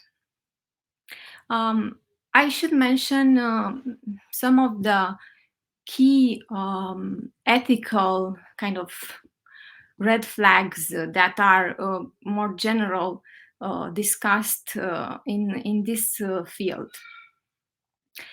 We are most of the time, the most important aspects relate to, just to make it easy also to remember, to the 3 A's. So the key thing is about the autonomy of a system. So how much, to which degree do we allow these independent cyber physical AI developing systems to make decisions, and in which part of this process should humans intervene, or to which extent we should check them along the way. Another aspect is that related to agency. So how much should these systems act by themselves? So without this is also at the level of decision making, but like the need to intervene when, for instance, we have an emergency situation, or when we need to treat a patient and we don't have too much time. Can we get to a situation when such a system should have sort of agency on its own? Another one of the third A refers to how much the system will be kind of assured and safe for society. And this goes to the transparency and trust discussions also very much emphasized in the EU AI Act. Another 3 A's in this area of ethical challenges and regulations refer to the way we can measure the indicator, the way we can measure the success of such a system, or if you want, how we can determine, and this goes back to how we want our society to look like, how can we determine what this system are, their outputs, how successful they are by their outputs. This is kind of a consequentialist ethical theory at its background. So, and how much can we involve them in very not easy to quantify policy and regulations, such as questions related to life expectancy or the quality of life or loneliness. There are many case studies here with robots tending to older people and things like that. I will also mention the issue of interfaces of such systems and how will these interfaces, especially in the case of cyber-physical systems, how will they interact with the world from the perspective of human, in fact, interactions, and how much this will change the communication or the lack of communication between people. Also, the health system is a very good case study for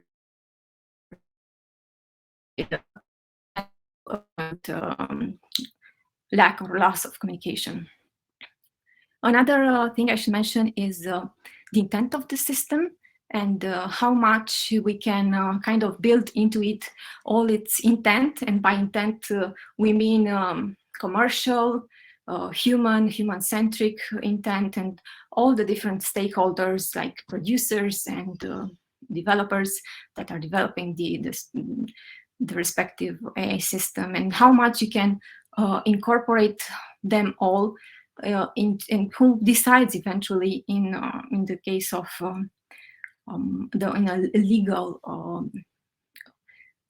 setting when we want to see who is responsible for a certain action. Just to as an overview, another key discussion when you talk about regulating these. I already went over the time? I didn't check it. I still have.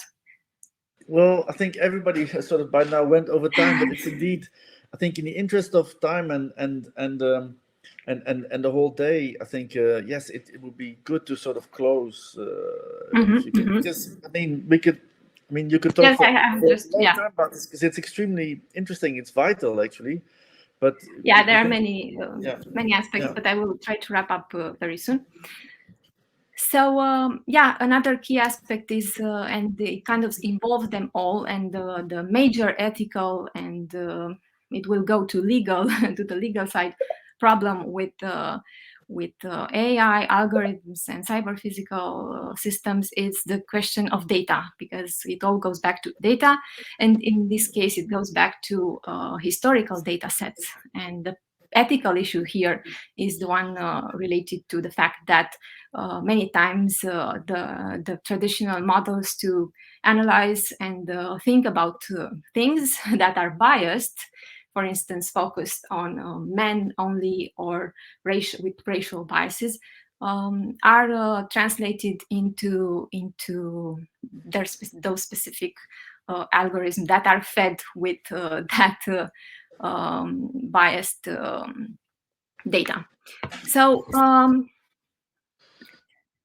to wrap up, there are quite important things to analyze at the intersection of cyber physical system and AI, and the guidelines that we are right now drafting are very important from this particular perspective, what the EU Commission kind of calls human-centric approach, although what I mentioned here is not that much focused on the EU regulatory framework on this. So it's kind of rather a global, as I said, some key points that we gathered through our series of conferences. It's very important to understand that all these things come up, especially when we try to see the issues of just to respond to issues of liability and potential harm that is becoming more and more difficult and will become more and more difficult to assess in the future. Maybe I should also mention very, very fast that one of the way to answer to all of this quite new things also for the legal people is to educate more and to intervene very early in the educational process, to educate people on AI also. So to combat disinformation, because not all AI is bad, and there are not the fact that we discuss ethical issues, it doesn't mean that the robots are coming and they will steal all of our jobs and so on and so forth. So we need all the business people and governments and citizens to better understand these technologies. And I will stop here. Yes, well, I think we all couldn't agree more. Sort of just one quick question: can you discuss this with Romanian policymakers? Yeah, well, I didn't got to mention this, but so the reason we're also doing this series of debates and we're trying to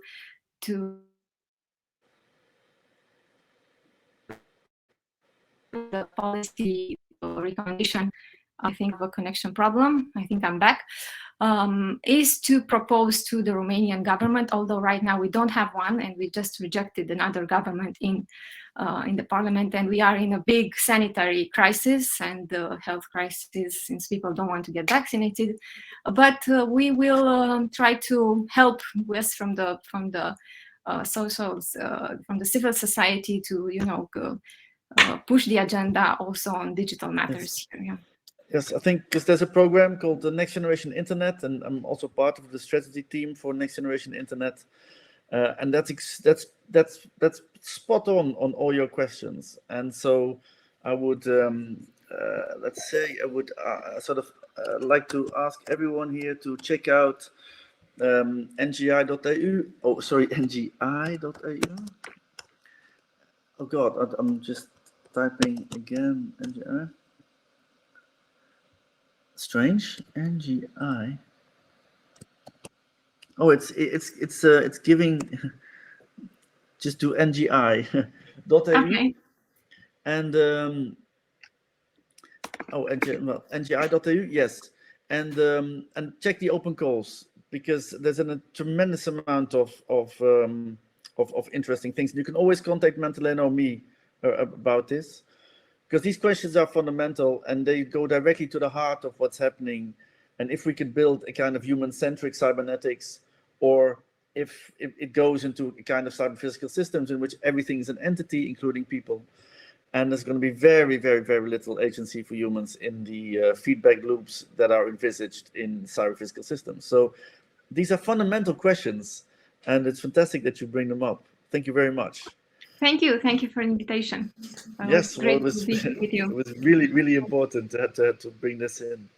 So our next speaker is Krasimir Rakic, and he's assistant professor from the University of Mostar, Bosnia-Herzegovina. Krasimir, it's all yours.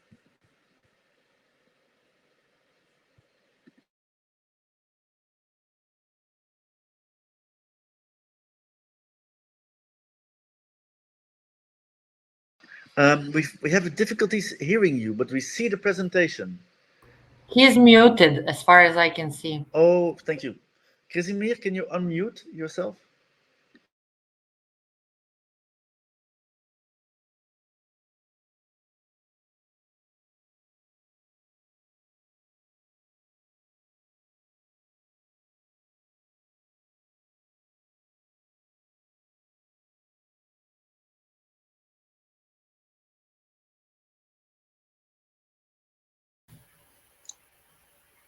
I cannot hear you. In the center of your window, there is a microphone.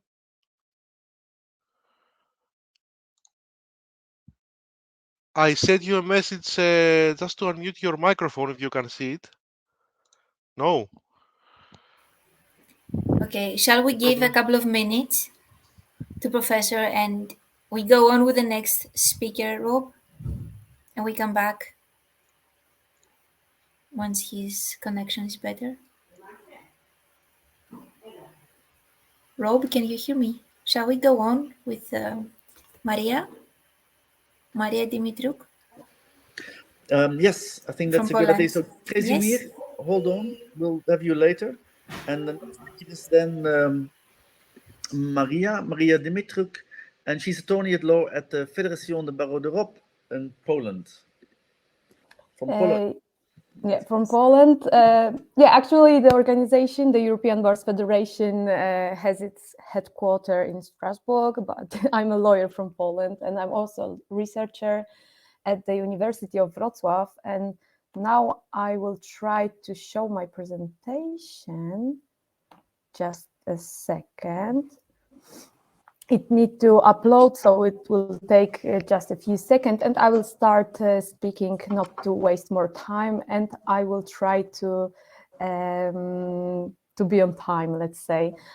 So first of all, thank you very much for invitation to this great event, summit. I'm honored to have an opportunity to speak among such well-recognized European experts in the field of legal tech, but not only. And it will be a pleasure for me to present for you the topic of AI in the judiciary, the European approach. I hope that you can now see my presentation, if somebody can confirm.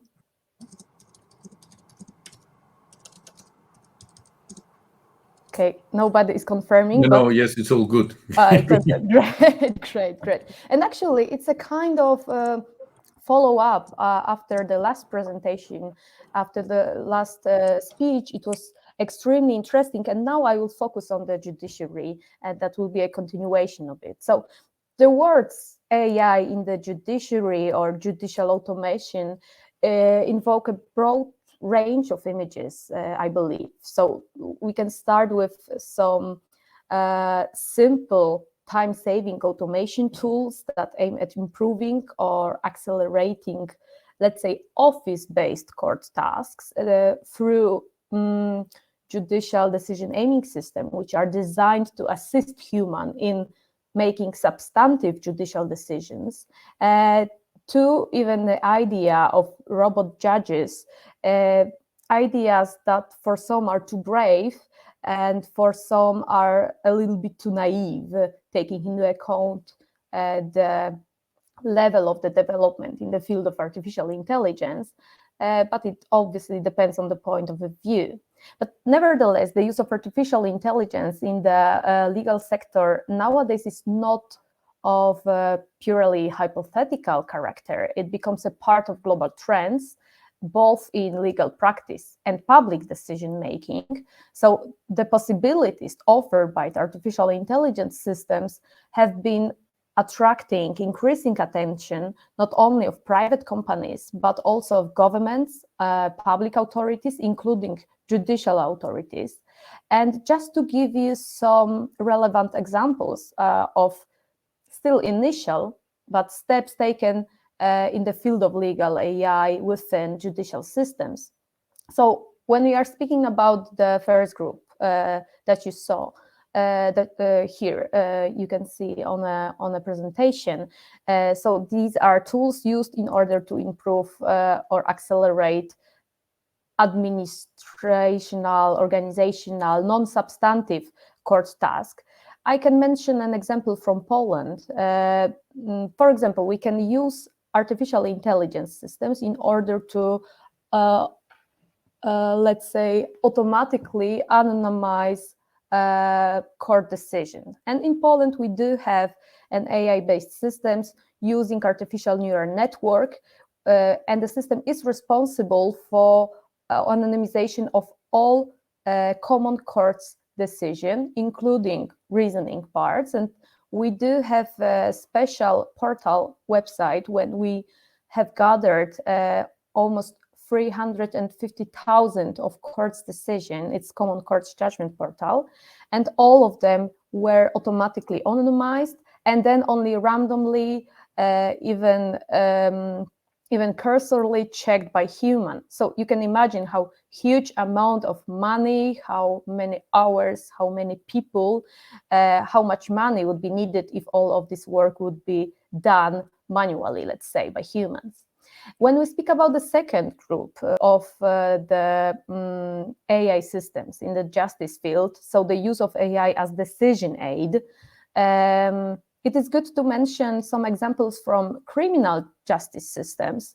In Europe, for example, we've got the British systems, for example, HART system, Harm Assessment Risk Tool. It is an AI-based technology created to help the UK police make custodial decisions based on the automatic recidivism risk algorithm. And actually, the system has been described by NGOs as reinforcing the bias. And also, I mean, in the same way in American courts, in US courts, there is a similar system named Compass. Actually, many of you may heard about it because it was so highly debated. The US Correctional Offender Management Profiling for Alternative Sanction. This is the full name of the system, and it was used in order to assess the risk of recidivism. And it somehow infiltrated the court proceedings, the criminal court proceedings, because it was used by police, but it was a basis for then the judge who wants to release somebody from jail or to make a custodial decision. And in simple word, Compass was used to forecast which offenders or which persons were seen or are most likely to reoffend.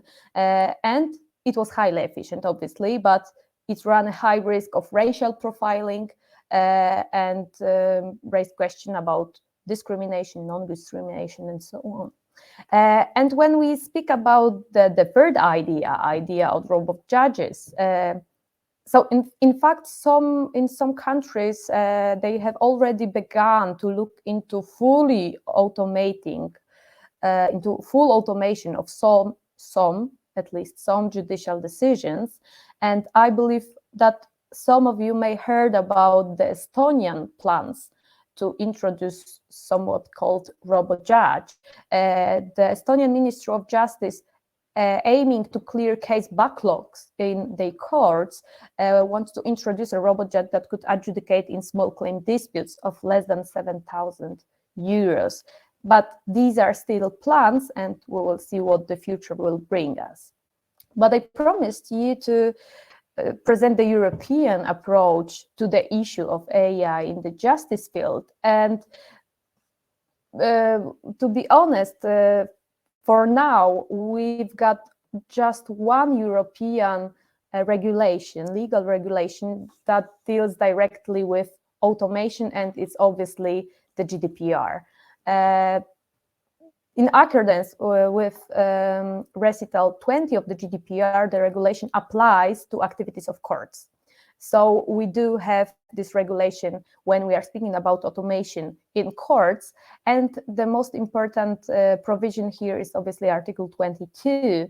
It gives a person a qualified right not to be subject to a decision which is based solely on automated processing, including profiling, which produces legal effects concerning him or her, or similarly significantly affects him or her, except in the cases listed in Article 22, paragraph 2.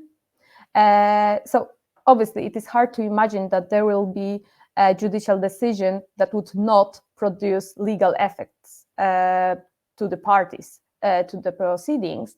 Hence, it can be assumed that actually all automation in courts when personal data are used will have to, or are now even obliged to have a legal base in Article 22 of the GDPR. So generally speaking, Article 22, paragraph 1 forbids the automation in courts, as you see. But there are paragraph 2 of Article 22 allows us in 3 cases to automate proceedings or decision-making, judicial decision-making. And actually, in the case of judicial automation, only one legal basis can be applied. It's letter B. So there must be a special authorization given by European Union on member state law, which allows us to automate the decision-making processes in the judiciary. And for now, there is no legal provision on a European Union level that allows us to do so. We've got only member state legislation to do so. But actually, it is not a surprise. Most of the countries, including, for example, my country, Poland, let's say, adopted a negative approach with regard to the automated decision-making. I mean, they do not address the issue of automated decision-making in their national legal framework on the protection of personal data. Actually, there are only, I believe, 2 countries in Europe that decided to focus on this issue. It is France and Hungary, and only French regulation deals directly with the automation of legal proceedings, but it also established, I believe, the most strict regulation within European Union. But you have to remember that Article 22 is applicable only when it involves personal data, the decision-making process, and during legal proceedings, judicial proceedings, there is a possibility to have legal proceedings without involvement of personal data in their processing.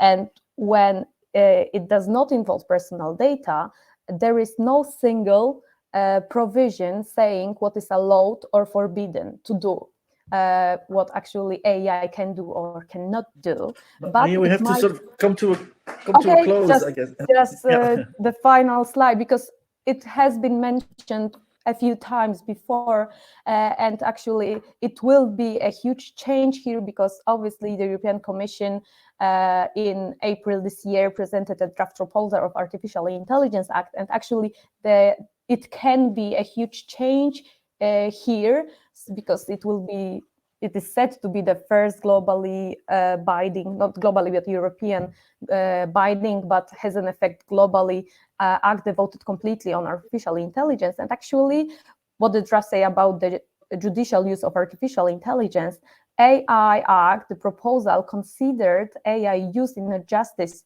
field as a part of administration of justice to be a high-risk AI systems. And as a result, there are a lot of requirements, a lot of obligation that has to be met in order to use such systems. Obviously, a European Commission as a proposer didn't decide to show, let's say, robot judges as a forbidden practice of artificial intelligence, but its use, if the Artificial Intelligence Act will be enforced, will be limited and scrupulously selected. So not to take any more time, thank you for your attention.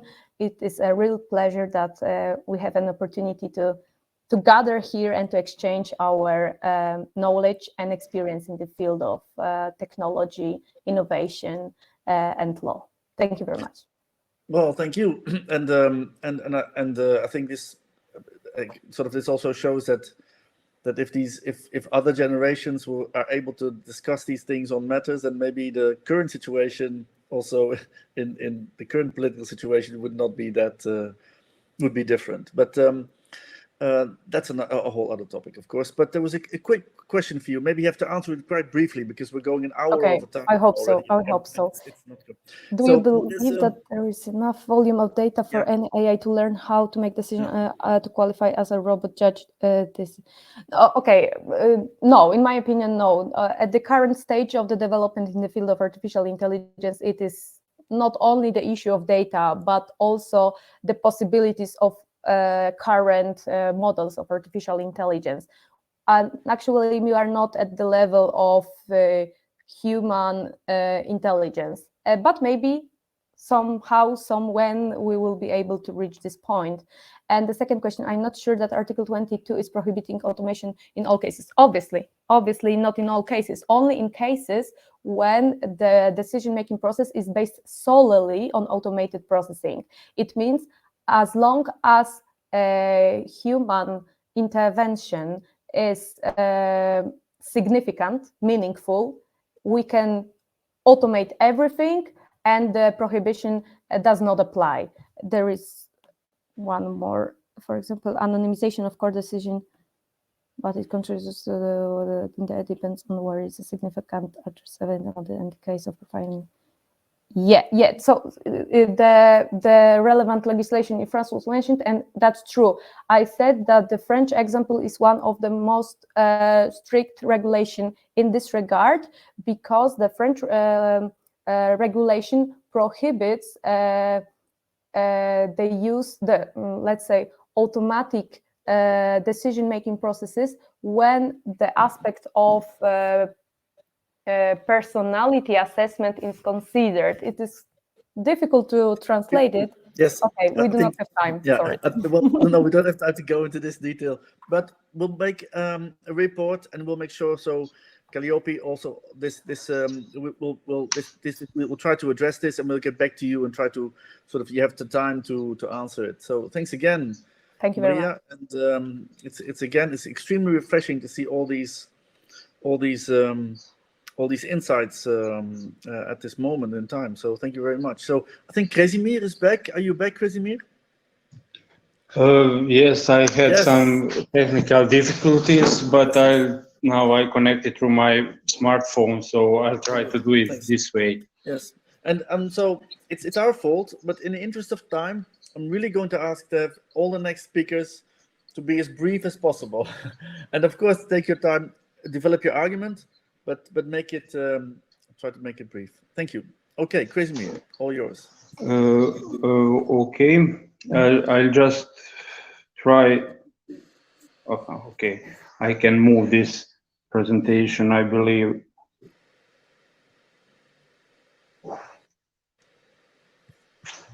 On my smartphone. So I'll turn off the camera because the data flow, the data traffic. So my name is Krasimir Rakic. I'm assistant professor at University of Mostar, Bosnia and Herzegovina. Hello everyone, I'm very glad to be here tonight. I'm coming for technical IT faculty, and it's a little bit funny that I had technical difficulties, but I'm now at Poland at the moment, so I'm not really confident about my internet connection. I'll try to do this as soon as possible. My presentation was calibrated for a little bit more than 10 minutes, so I'll just shorten it and try to set it for 5 or 6 minutes. I'm coming, as I already said, I'm coming for technical faculty, and my contribution for this summit, I'll try to give the technical aspect of some elements of this subject and propose, or better said, emphasize one of the possible solutions for some existing problems. So the title of this contribution is Internet of Things and Private Key Infrastructure. So the very concept of Internet of Things are everyday objects that can be upgraded with identification, sensory, network, and process capabilities that will enable them to communicate with each other, as well as communicate with other devices and services over the internet to achieve its purpose. Areas of application of IoT technologies are numerous and diverse, and IoT solutions are expanding every day, finding their place in almost all areas of human activity.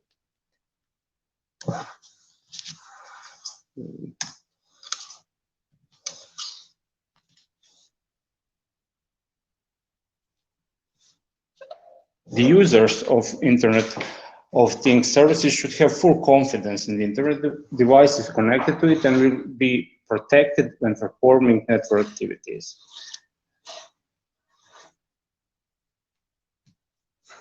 It's therefore crucial to ensure the security of IoT services and products.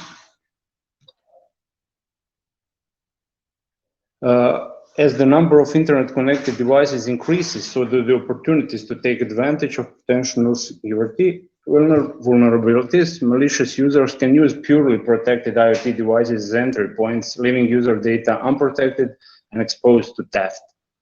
The security needs of IoT endpoints include a reliable user identity, device identity, data protection at rest and in motion, and verified application. These needs translate to a signature, encryption, and authentication. Therefore, security is a crucial aspect of Internet of Things.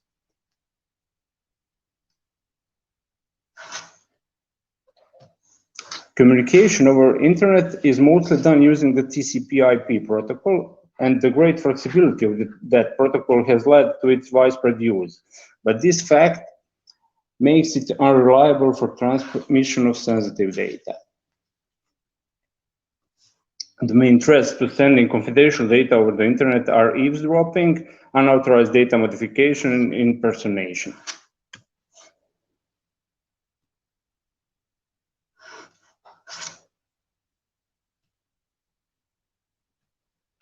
Online data protection methods are known as public key cryptography and fulfills the following obligations: encryption and decryption, unauthorized data change detection, authorization, and integrity of sent data. Most modern cryptographic methods are not based on the secrecy of cryptographic algorithms, which are well known, but on a number called the key, without which it's difficult or impossible to decipher the message. There are two types of encryption: symmetric key encryption and public key encryption.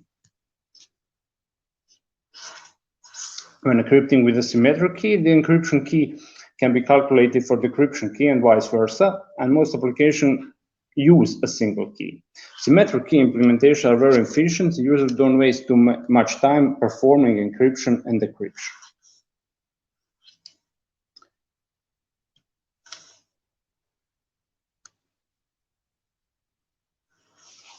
A public key encryption, often called asymmetric key encryption, involves a pair of keys. One is public and virtually known to everyone. Another one is secret, known only to the recipient. Data encrypted with the public key can only be decrypted with the recipient's secret key, which means that it's free to publish its key. It should be noted that the reversal of the aforementioned scheme is also valid. It's possible to encrypt data with a secret key, which can be then decrypted with the public key. Such description is useful because it means that it's possible to use a secret key to establish the identity of the sender, and this method, in conjunction with some other parameters, is used for digital signature. Encryption and decryption deal with the problem of eavesdropping, one of three main problems. The other two problems, unauthorized data modification and impersonation, are solved using one-way hash algorithms. As mentioned before, the data can be encrypted with a secret key so that it can be decrypted with a public key. The digital signature uses this fact, but instead of encrypting the data itself, the hash is encrypted, which is sent over the network along the hashing algorithm and the message. Determining the identity of the sender requires some other actions, such as checking whether the public key belongs to the person for whom the sender is issued, and this problem is solved by a certificate. The certificate is an electronic document that is used to identify the person's server, company, other entity, and to associate that identity with the public key. The certificate provides generally accepted proof of identity, and public key cryptography uses certificates to solve the problem of impersonation.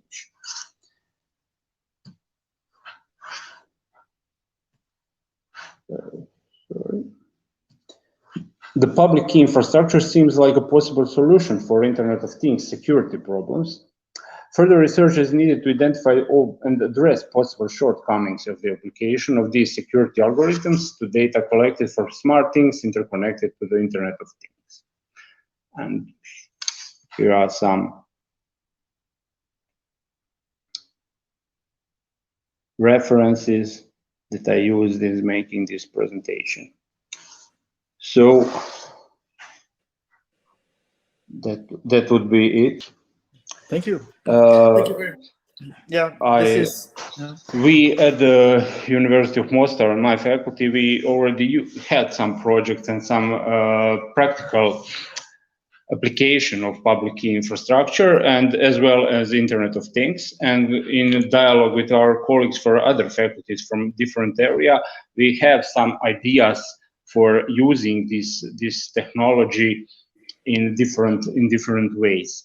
The one crucial problem, big problem that we have in Bosnia and Herzegovina is the fact that there is no legislative for digital signature, and for now we don't have possibility to implement it. But of course, we will not be bounded by those temporary, I believe, temporary problems, so we are trying to make better solutions.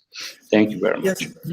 Well, I think this is, and then you should also look into the IDAS regulation, sort of, and the upcoming wallet infrastructure. And I think it's extremely important that you showed Internet of Things, because indeed most data transfer for humans is very difficult to understand, but most data transfer is between things and things.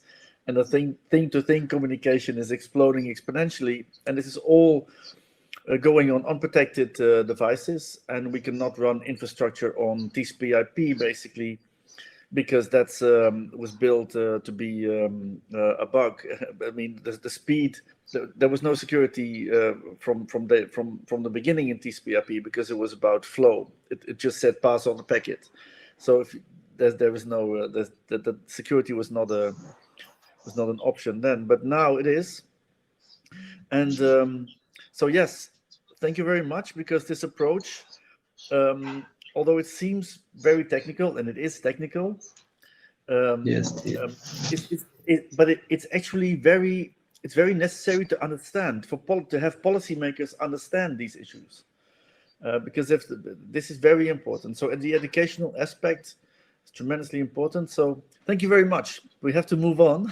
Thank you. Of course. Thank you. Thank you. Our next speaker is Martin Zahanafiev, sorry, Senior Associate of Dmitry Petrov & Co. in Bulgaria. Martin, the floor is yours.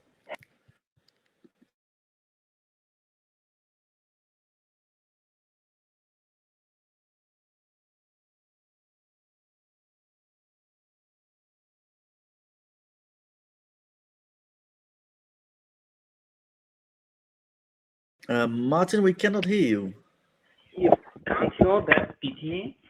Okay.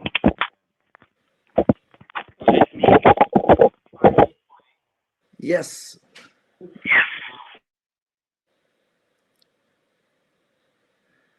I think you hit the wrong button.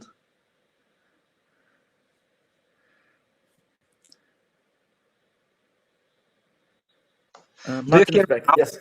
Yes. You have you. Great to see you. Okay. Yes. Thank you very much.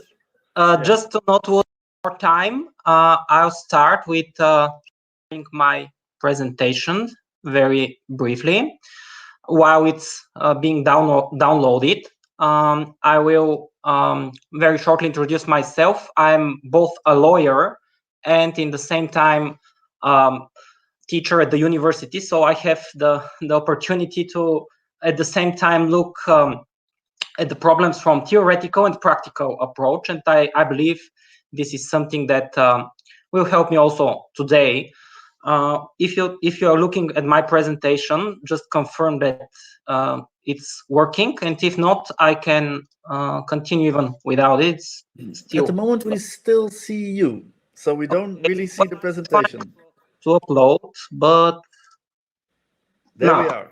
Yeah. Fantastic. Yes, Well, we have it. thank you very much for the opportunity to be part of this really wonderful event. I know that we're way ahead of time, so I'll try to be as brief as possible and as but do make all your arguments. I mean, I shall do my best. Please also be calm. I mean, it's not as if. I mean, so don't rush. Take it easy, and please make all your arguments. I mean, indeed, I shall. Thank you for this. So I will speak today about the way we can make our lives easier, the big concept about smart cities, but in a way that it requires some kind of legal regulation. So I will argue, in addition to the contrary of a question that was already posed, whether do we need governments and government regulations, I will argue that indeed we do. We do because we want to live in a society where everything is predetermined by virtue of the rule of law. And that is why we need some values that need to be protected by the state. And that is why we cannot recklessly involve all kinds of smart technologies in our daily life. Of course, these technologies do exist. They can be a really useful tool for our lives. But in any case, this needs to be, such kind of technologies need to be implemented by adhering to the standards imposed by the rule of law and the democratic society. So to start the topic, because as I said, as a university lecturer, I usually pose the questions, and when I'm a lawyer, I need to give the client the answers. So I try to give a mixture of these two approaches in my presentation. So what is a smart city? I provide here a very short definition, working version of it without claiming to be extremely comprehensive or detailed, but in any way, this is a concept for the way we live, for the way we plan our cities to look like, for urban planning, for urban management. And the concept behind it, the key aspects behind it, is the usage of technology. The technology, their skills, their computing abilities. It's better to say abilities rather than skills, because skills is a term that rather is attributed to humans rather than automated machines. But in any case, we have these key technologies that play central role with their computing capabilities. There are plenty of them. Most of them were already mentioned, some of them not, but they're not that new, like cloud storage. But in any case, big data, Internet of Things, of course, the artificial intelligence are tools that could be behind the making our cities smarter. So the ultimate goal of the smart city is to improve the quality of life of each and every of us in all the aspects of our daily life, to optimize the traffic, to reduce the waste, to be more green in the way we live, to optimize the energy consumption, to make our homes, our cities a more secure place where all the criminals are prosecuted in duly manner, where we have the necessary level of law enforcement, of course, not for the sake of our rights and freedoms. So I will address 4 key legal issues, or at least I'll say 4 technologies, and very briefly address them from the position of a lawyer and legal scholar. So I will actually address what key legal issues they arise if we decide to implement them. I will speak about CCTV surveillance, profiling. We already had some very interesting discussions on automated decision making and the prohibition on it. So I'll very briefly touch it, but from other perspective, rather the urban management and urban planning, the artificial intelligence, and lastly, the GPS monitoring. I will say some words about the key challenges that these technologies bring with themselves, both from the EU law perspective, but also from the perspective of the legislation of Bulgaria. I'll say speak about some provisions in the constitution of Bulgaria, which I believe have also worldwide significance, because these rules, these guarantees, these rights and freedoms are in a similar way regulated in the Charter of the Fundamental Rights, of the European Convention of Human Rights. So more or less what I'm going to say about the Bulgarian actually is at least a European Union-wide approach, or can be considered such. So the CCTV surveillance, of course, has multiple applications. It can be used to ensure that our property is secured, that we have the appropriate traffic control, and that we find suitable routes and to find which routes are easier to travel, of course, for law enforcement purposes, but this poses some legal issues. First of all, in Bulgaria, we have a general constitutional prohibition that nobody should be recorded, subject to CCTV surveillance or similar action without his or her knowledge, and without, in case this person has expressed explicit disagreement, unless provided for by law. So we have this general legal framework, this general prohibition that we need to consider if we decide to go smart in Bulgaria and to implement, for example, a complex CCTV systems, CCTV surveillance system.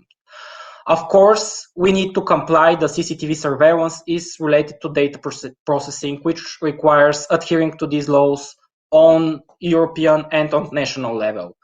The key obligation in that respect I would here bring is the obligation to be transparent, to provide the necessary information via specific warning notice, and a mere camera sign is not sufficient.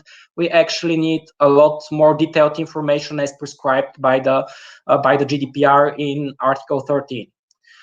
In addition, we may go even more with the technologies. We may even use more advanced technologies like facial recognition. Of course, they give us a lot of benefits, but actually the proportionality test, the possibility they to be considered excessive, is something that in any case needs to be addressed when deciding to apply for such. Large-scale CCTV surveillance may trigger additional data protection obligations like impact assessment. In Bulgaria, we have obligation to adopt specific internal rules if you're going to monitor publicly accessible areas. So the CCTV surveillance, in any case, brings a lot of necessity to comply with the data protection regulation. So, Martin, at this point, I think you won't be able to describe all four. So you have to choose only one. Okay. I think. Okay. Thanks. Yeah, thanks. Yes, of course we will share all the presentations. Okay. Yeah, that's it for now. Thank you. I understand. Let me try to wrap up everything I have to say in 2 or 3 minutes, and I'll be done. With regard to the profiling, I will only mention that this is excessive activity that could, especially if we collect data from our homes, could be faced with the home inviolability prohibition, that the guarantee that the home is inviolable of the people. We need to find appropriate legal ground for that. In any case, to conduct an impact assessment, and in any case, the prohibition for automated decision making that was already mentioned may apply, especially if I have a smart refrigerator that buys products on my own and monitors my energy consumption, etc. All these things need to be seen in the light also of these rules. The artificial intelligence, again, topic that was already brought into our attention. I'll only mention that, of course, this automation is a necessary part to become smart. But on the same time, we need rules. We need rules regarding liability, who is responsible, because you cannot have the same rules when a dog bites you and you suffer because of that, and when an autonomous drone drives and crashes somewhere, because the AI works in a very opaque and complicated manner. It has sensors, it has data that it collects, and we need to examine where's the causal link behind that to find who's liable. That's why the European Union started its initiative on this proposal for AI regulation, and we are looking forward also to regulation regarding liability. The GPS monitoring also faces these challenges that I mentioned with regards to profiling. This is a potentially intrusive and risky process. It could be used as a profiling tool. It can be used for a variety of purposes, but in any case, we need appropriate legal grounds for that processing, impact assessment. Also, the prohibition for automated decision-making may also come in place. So to wrap up to my final words on the topic, we can be smart. Yes, this is true. But if we want to be intelligent, if we want to be strategically thinking, then in any case, we need to observe these legal issues and to find appropriate solutions how to implement these technologies in a way that is compliant with the concept of the rule of law. Thank you very much. I do hope that I fit on time relatively. Absolutely. And again, also it's extremely important and interesting to raise these questions now. This feeds very much into the scenario of the European Union. And again, here also, there's the tension between going too fast and going too slow. Yep. So we have to be careful that by doing all the assessments at this moment in time, in which also some sense of urgency is happening, because there are some systems moving in that may not ask these questions. So it's extremely important, I would say, that that you and your field finds a kind of is also able to resolve this tension between being too careful in a way with things that are going to happen, and but also not going too fast. So this is tremendously difficult. Thank you very much. Thank you as well. We move to the next group, and the first speaker in the next group is Sofia Todorovic, and she's a program project manager of Balkan investigative reporting from Serbia. So Sofia, are you there? Yes, I am, but I will not turn on my camera because we are very late and I had to prepare for some other private things that I have. But no I problem. will be very brief, if that's okay. Very good. So I will first introduce myself. My name is Sofia Todorovic. I work for BIRN. BIRN is a regional organization. It's not so just only represented in Serbia. It's represented both in Macedonia, Albania, Kosovo, Montenegro, Bosnia and Herzegovina, Croatia, and did I forget something? Yeah, and Romania.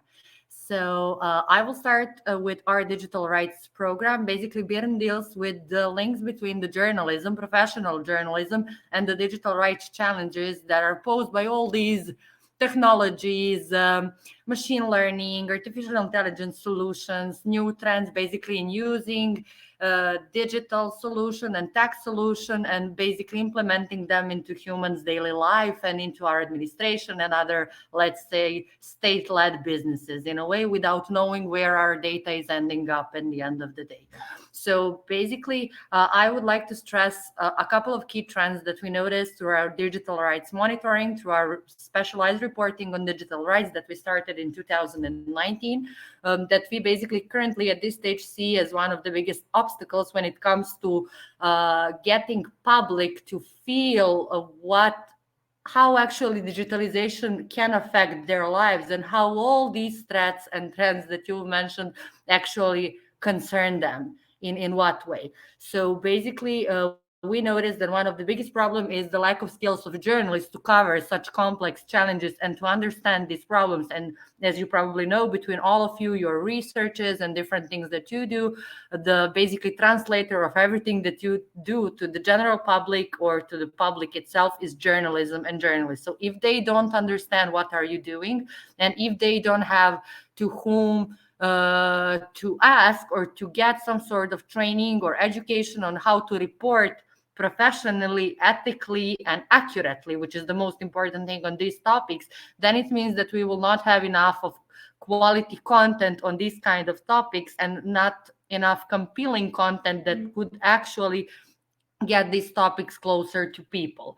So that would be, let's say, my key point and something that I really want to stress at this moment. And the next thing will be, let's say, the conclusion of our digital rights monitoring that we are conducting in Serbia. Croatia, Bosnia and Herzegovina, Hungary, Romania, and North Macedonia. The main trends that we spotted through these are censorship and misinformation, and a lot of this has been shared on social media, which then leads us to the responsibility of big tech platforms, which when it comes to the challenges that it is posing in the region, it's a very, very big question, because the countries in the Western Balkans region do not have enough, let's say, well-developed mechanism to reach out to these big tech companies and to basically pose the questions about the challenges that their regulations are posing to their societies and democracies. So this is one also of very big problems that we are trying to address. The next thing is EI, basically inequality and control, which leads us to the lack of transparency that is very present in all democracies in the region. So when we have any kind of use of EI technologies, which was, for example, or any sort of let's say, controlled or automatized decision-making process, which was, for example, the software that was deciding who will get the prioritization when it comes to vaccination in Serbia, we are not able to get access to public information through FOIA requests. So we actually don't know enough of how much state is using all these new technologies in their daily life. I will leave the part about surveillance to Andrei from Share, and I will not basically talk a lot about this, but basically, and the last challenge is erosion of human rights, which is also linked with the lack of rule of law and inefficiency of judiciary.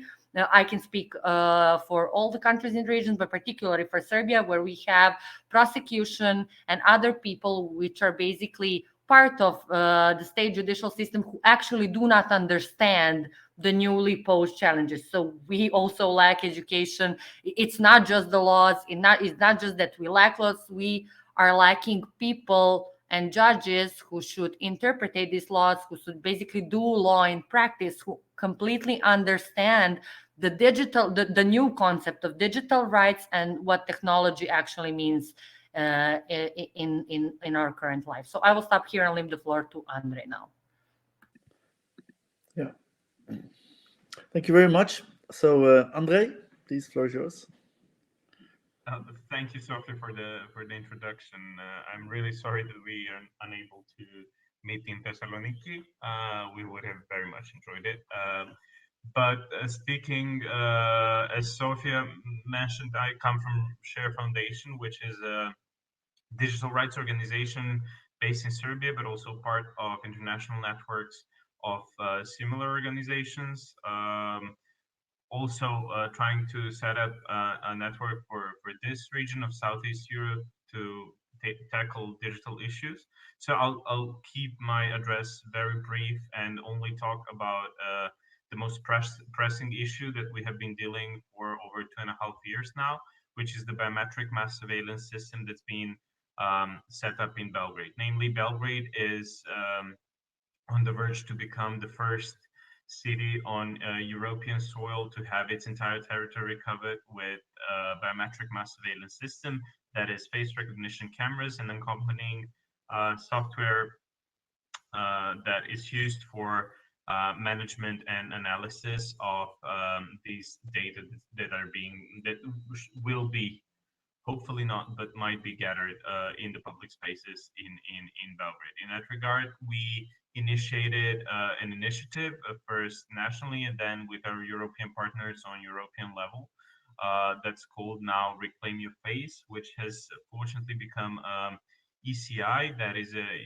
European civic initiative pushing for a ban of biometric mass surveillance in all the countries in Europe, and particularly our focus is obviously Serbia. Last month, we faced a predicament with our Ministry of Interior, which proposed a draft law on internal affairs, which in a way legalized the use of the equipment that they have already procured from the Chinese company Huawei, which strives to basically set up 8,000 endpoint devices that have biometric capabilities, biometric capture capabilities.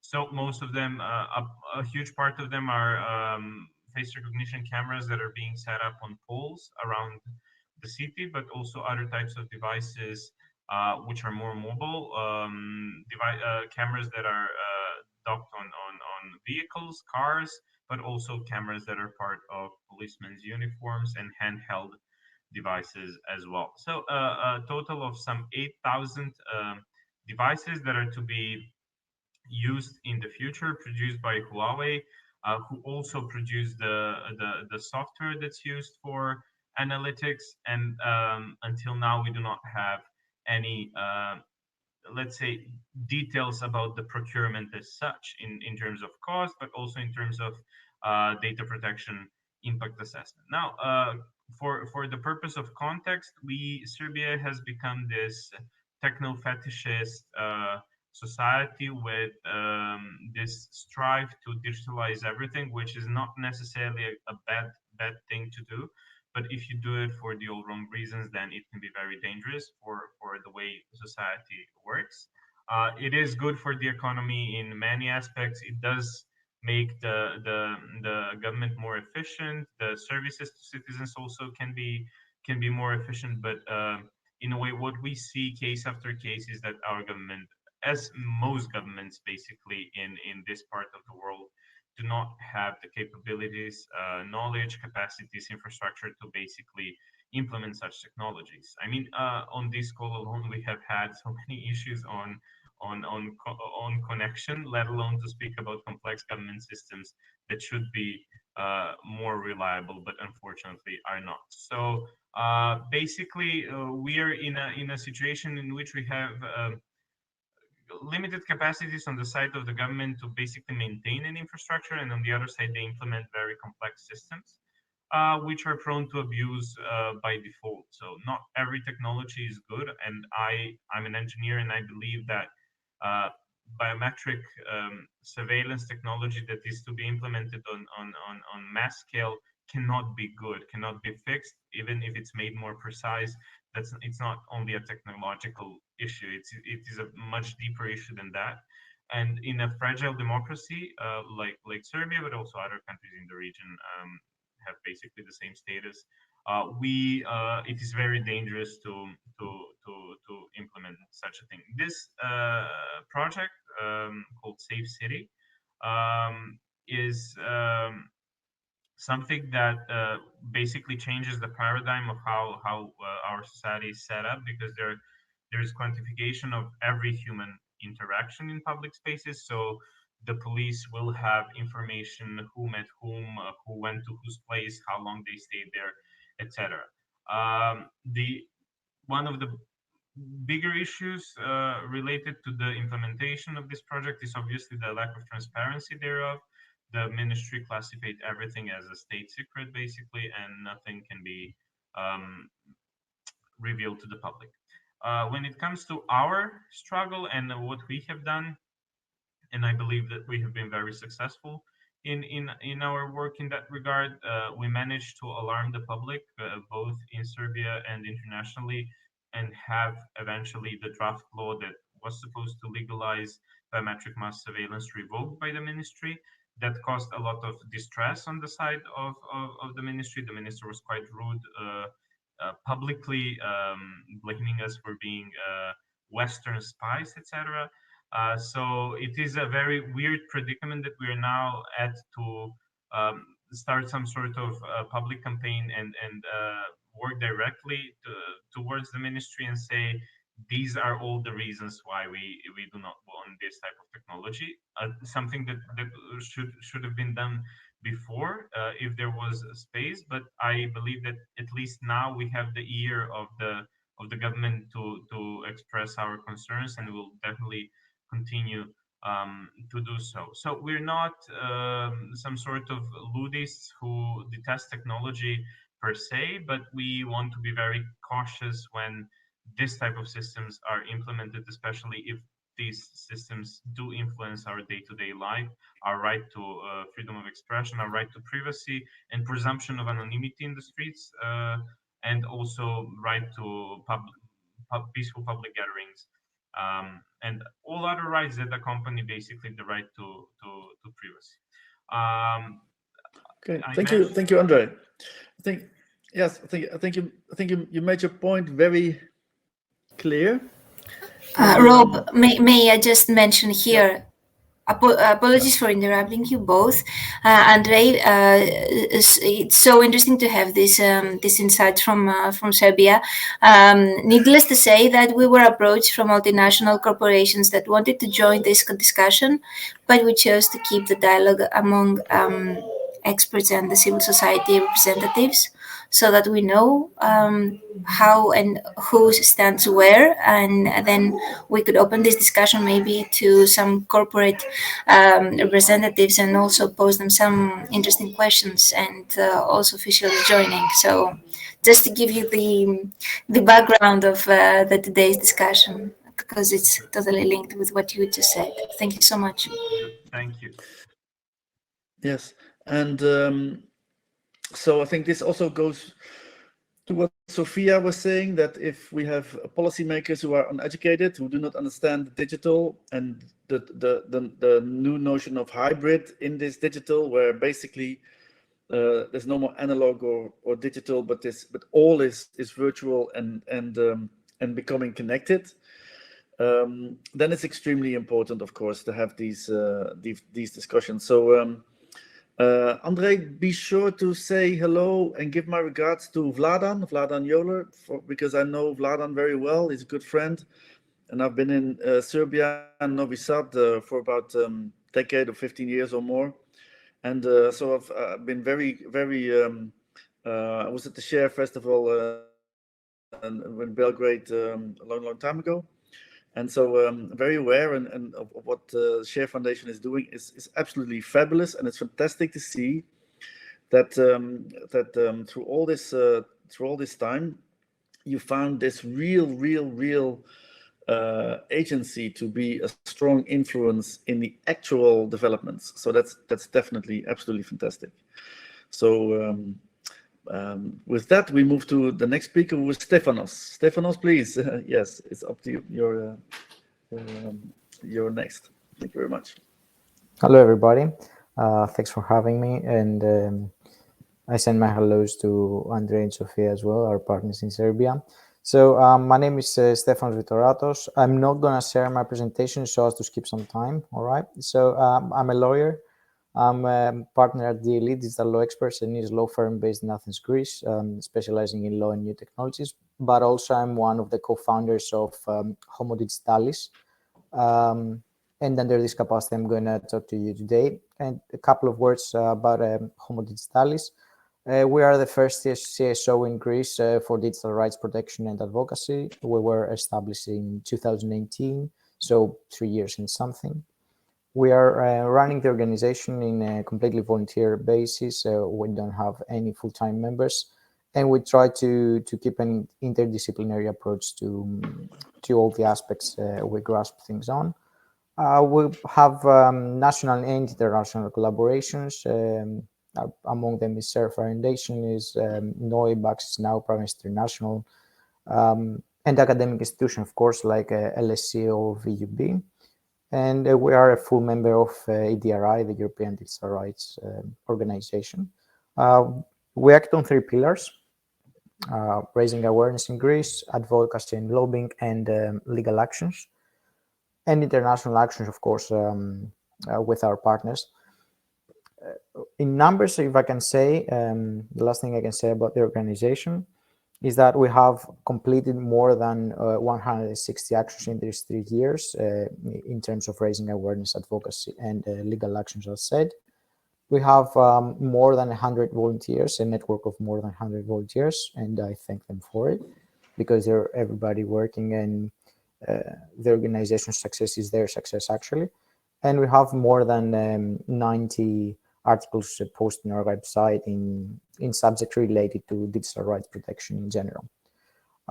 So very to cut to the chase, actually, in very short words, I can say for me that the Balkans actually is a great case, because you have like 6 countries that are non-EU members, like Albania, Serbia, Bosnia, Montenegro, and North Macedonia, and they are surrounded by EU countries.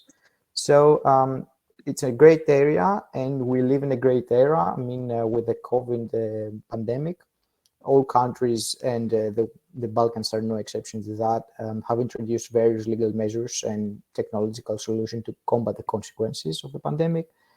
And this has led to, let's say, an increased intrusion to citizens' lives. And in such circumstances, of course, privacy, personal data protection, and other digital rights were among the first victims, of course.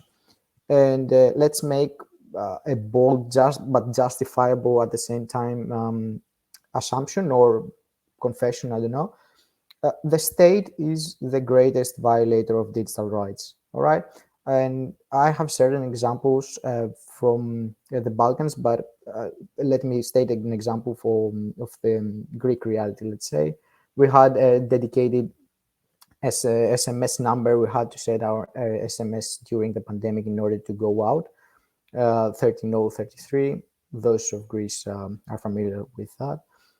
The thing is that when this number that should send the SMS was introduced, it had a privacy policy as well. So in Homo Digitalis, we identified certain pain points of this privacy policy, and really with a very amicable stance, we send these comments to the ministry, to the competent ministry, in order to ameliorate this privacy policy.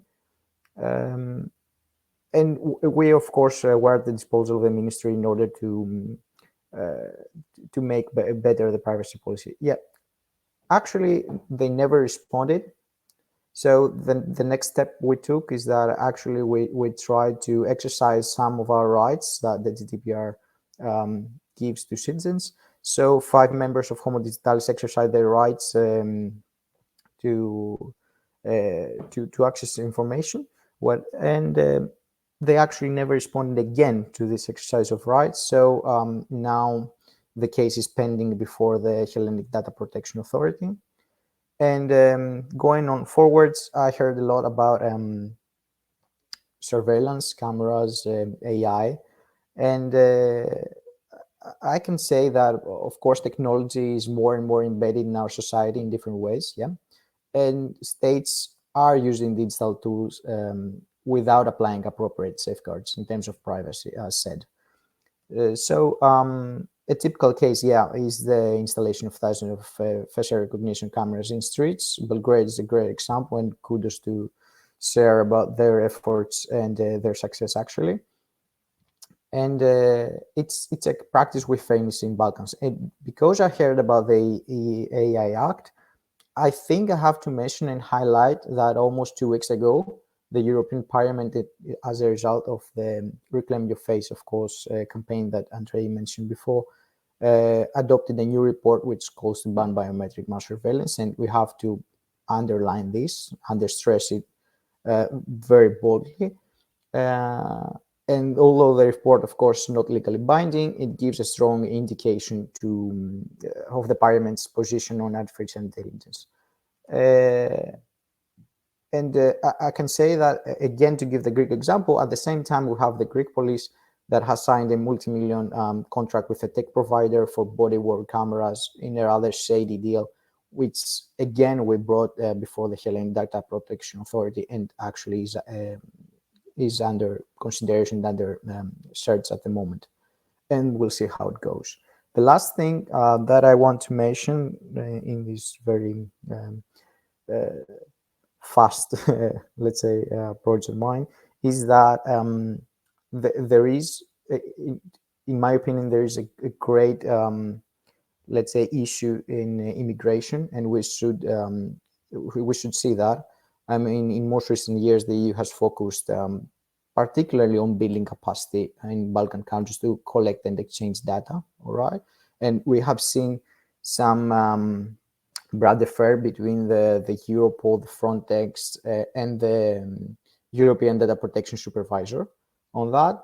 And again, I think that it's no secret that the European Commission has an ambition to eventually integrate the Balkan countries into the Eurodac, the European Asylum and Dactyloscopy database. And I think that the interconnection of the Eurodac and the database of the Balkan countries before the completion of their accession process would be, let's say, a violation of European standards on the protection of personal data. And of course, I'm talking about immigrants' data, which might be considered under certain circumstances as sensitive data. All right. And my closing remark is that because I'm on the same side as Andre and Sophia mentioned before, we need to be open and inclusive in discussions beforehand, before implementing certain legislations. We have to have our digital rights in mind and exercise it as citizens. And of course, if you want to participate in such causes, there are always organizations in your countries, I hope so though, in order to make your voice heard and protect digital rights. And thank you if I overstepped my time limit. I don't know if I did. Thank you again. No, I don't think so. So again, I think like all presentations so far, it's really it's hitting the nail. And I think again, it's also about the tension of what we see now at sort of investing time in direct action, going against certain legislation or certain practices of, let's say, states, or investing time in new technologies, like we heard also with examples like in blockchain, in all kinds of new that attempt to build a new type of governance. And I think this tension is real. And sometimes you may think that you're okay, let's focus on the new governance layer. But if you're in such a critical phase, like for example, you're now in Belgrade, then because I know the Share Foundation has been focused on things like blockchain, crypto, IoT for decades, then the choice to actually go for direct action, I think it may be very real and necessary. So thank you. So we move to our final two presentations, and the first presentation is from Bleta Taci, and she's Executive Director, founder of Open Data Kosovo Girls Coding. So Bleta, it's all yours. Good evening, everyone. Very insightful and information of all the speakers before. So really briefly about my background and what I want to contribute to this discussion today. My name is Bleta Taci. I'm running a civic tech organization called Open Data Kosovo. The organization is 7 years old this year, and it started with the main purpose of building this digital infrastructure of public access to information in the government. So we're still working directly with this type of data, but at the same time struggling to educate and advocate for like what it stands for, but while also being careful of remaining ethical in the process of this digital innovation and transformation of the way that public institutions used to work and are working now. To just give you a brief overview of the community here, I mean, in general, we're at the start of this transformation in terms of like not just technically, but also behavior change of how we interact with the government as citizens, as journalists, as media. I mean, Kosovo as a young state is facing like many development changes, and it's very crucial for us as one of the potential new candidates for EU, for joining EU, to be like aiming towards such a development that would benefit the country. I mean, I've been part of several communities around the region, and we always say that we have similar issues, but sometimes I feel that we also have our own context. In Kosovo, we've been lucky in a way as to say that the government in this regard has been open to collaborate and invest in such digital tools that would allow them to publish their information in an open access. But there is also, but in this process, the main concern and the main problem that we have faced was the lack of stability of stable government like that would sustain and also scale such solutions that we would introduce. So we as an organization, we're always in that, like, this war of like introducing new ways of information sharing from the public, but also being a bit challenging for us to scale them or multiple these intervention in other levels that could be beneficial for all of the society. So what we're doing also in general, we're also advocating for youth to be also included in the tech sector, because it's a very promising one. The internet penetration in our country is super high. At my latest check, it was 93%.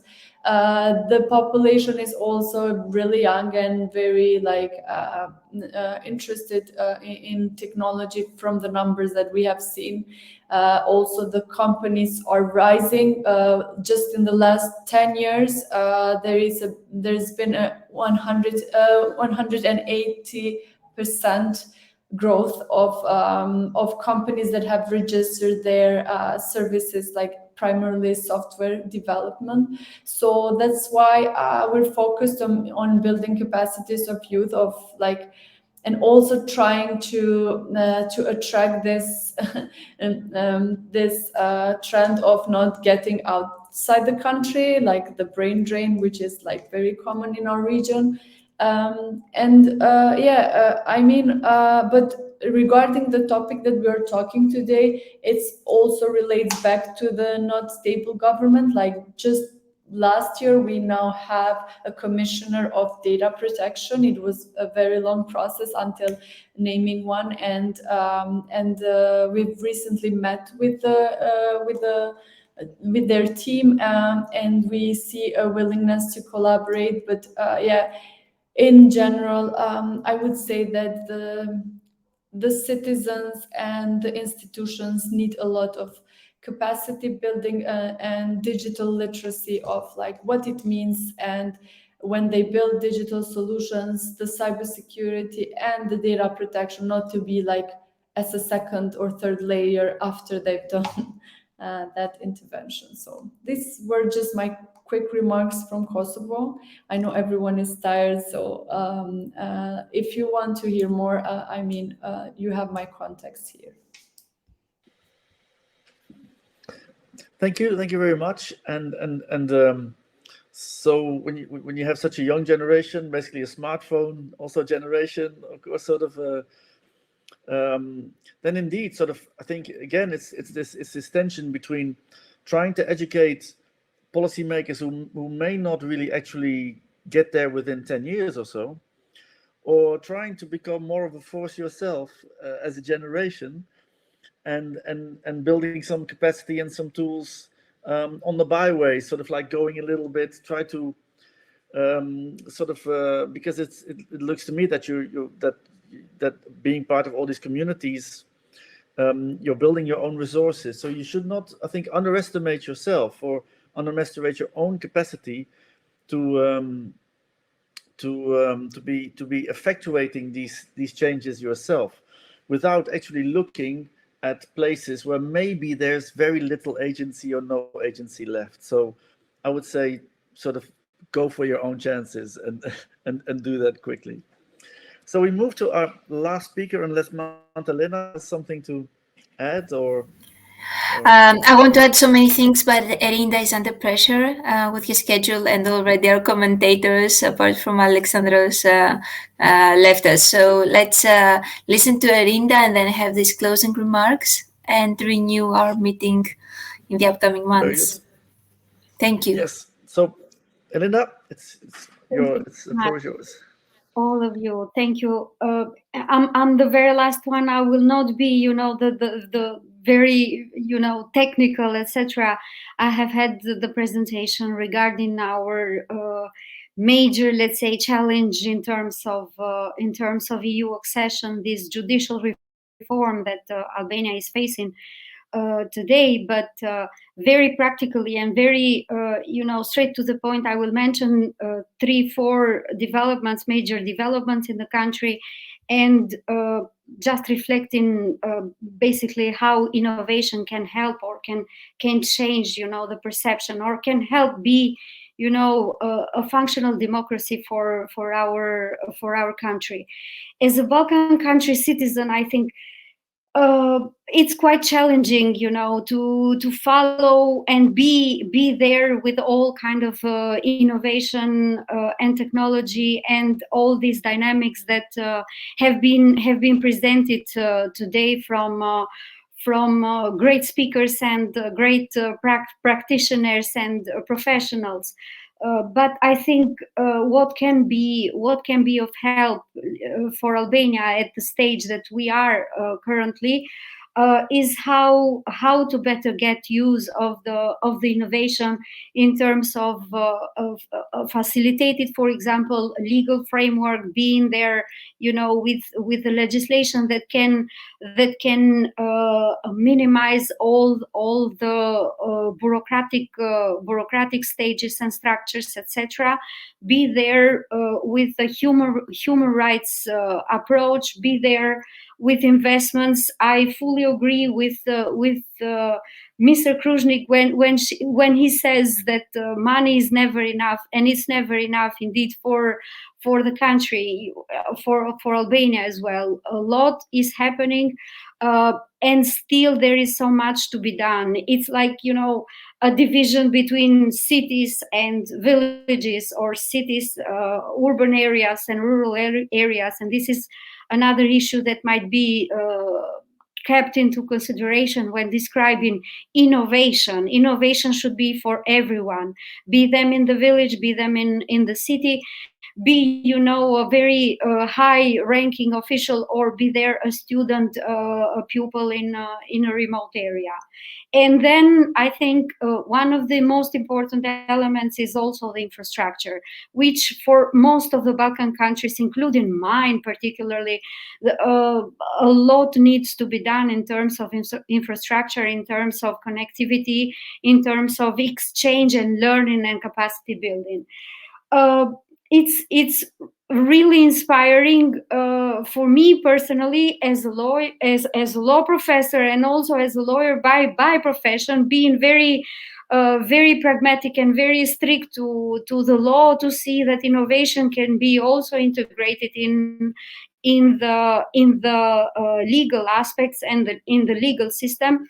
Be there for the people, and basically fight those problems that Albania is fighting for over 30 years of its transitional from dictatorship, being corruption, being problems with lack of trust in public institutions, etc. I think it's very inspiring to relate the technology with knowledge, with social skills, with public engagement, etc. All these kind of elements that we can see them in the programs and in strategies, national ones or European ones. But when it comes to the practical things, sometimes we lack that. And I would like to close my statement for this conference by saying thank you to all the presentation and inspiring colleagues and practices. And I hope we will have a chance to work more, talk more about the Balkans, and let's say engage more people, more civil society, and more actors from the grassroots level, as well as government. Why not? Thank you very much indeed.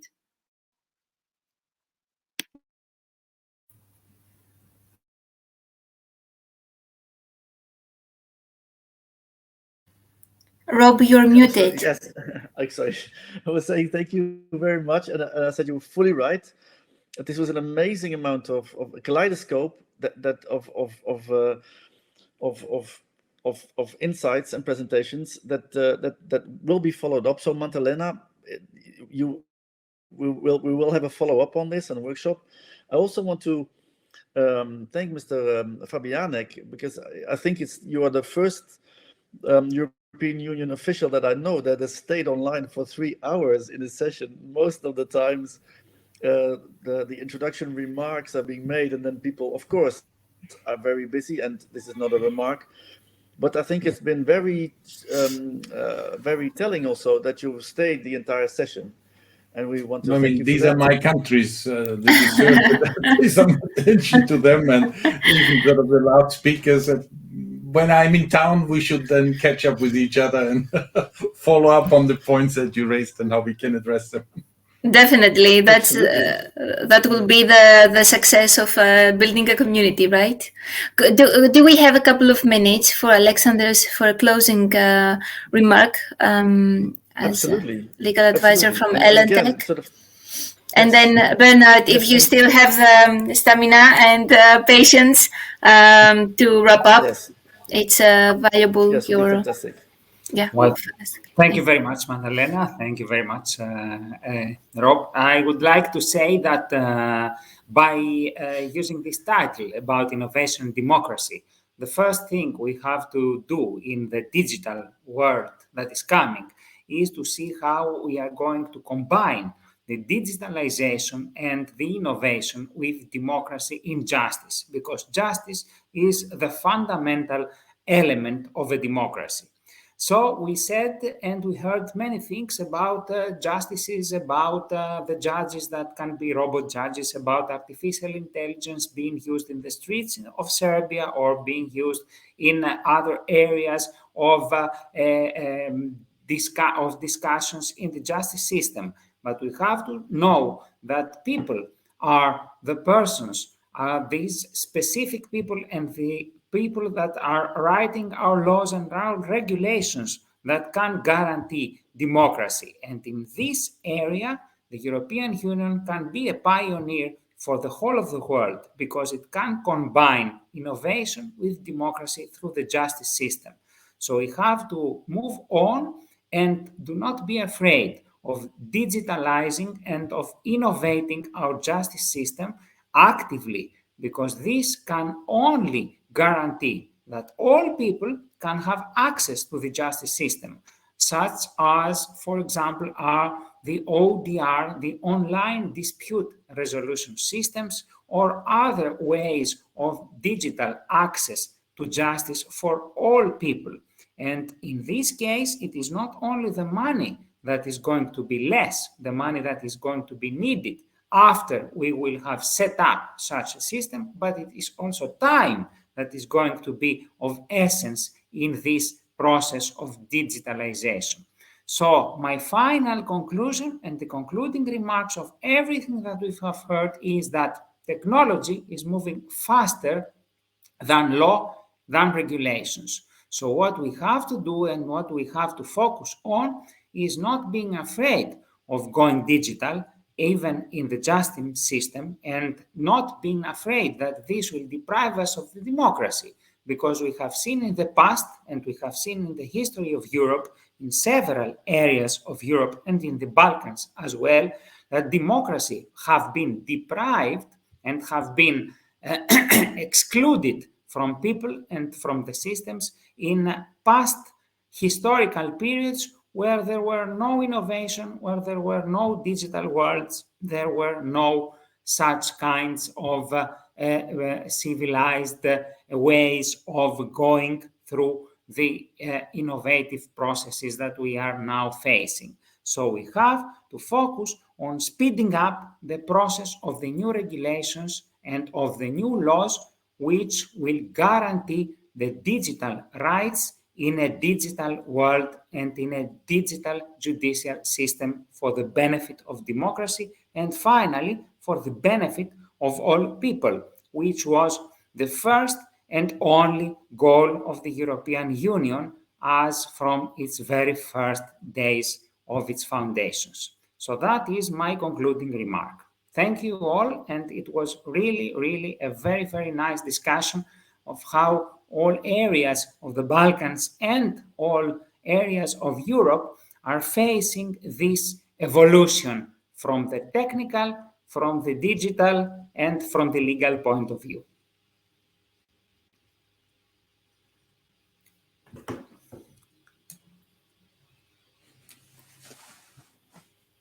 You're muted. Yes, I unmuted myself again. So, Alexandros, thank you very much. And Bernard, maybe your concluding remarks?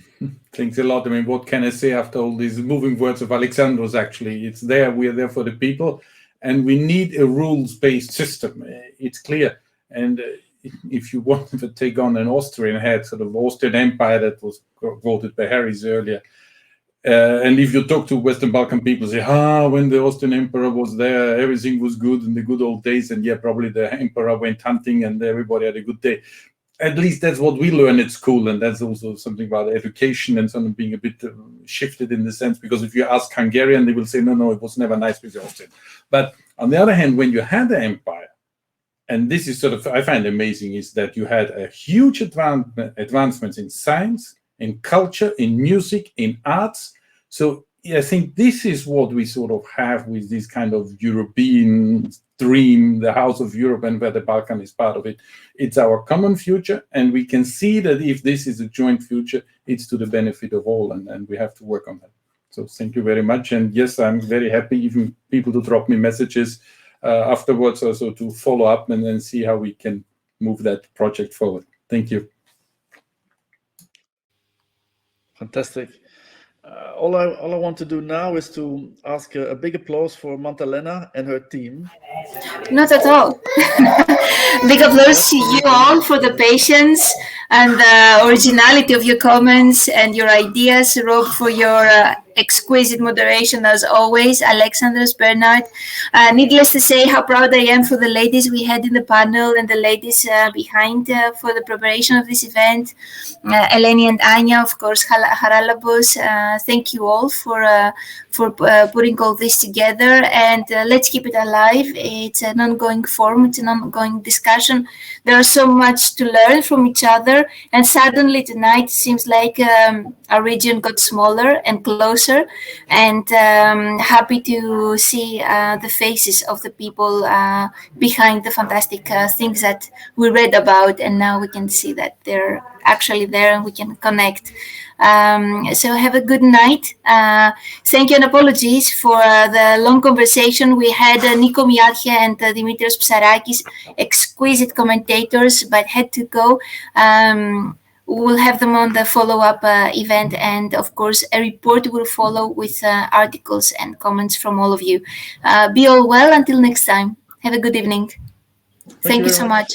Thank you, Bernard and Fred. Thank you, sincerely. Good night. Bye. Thank you. Bye.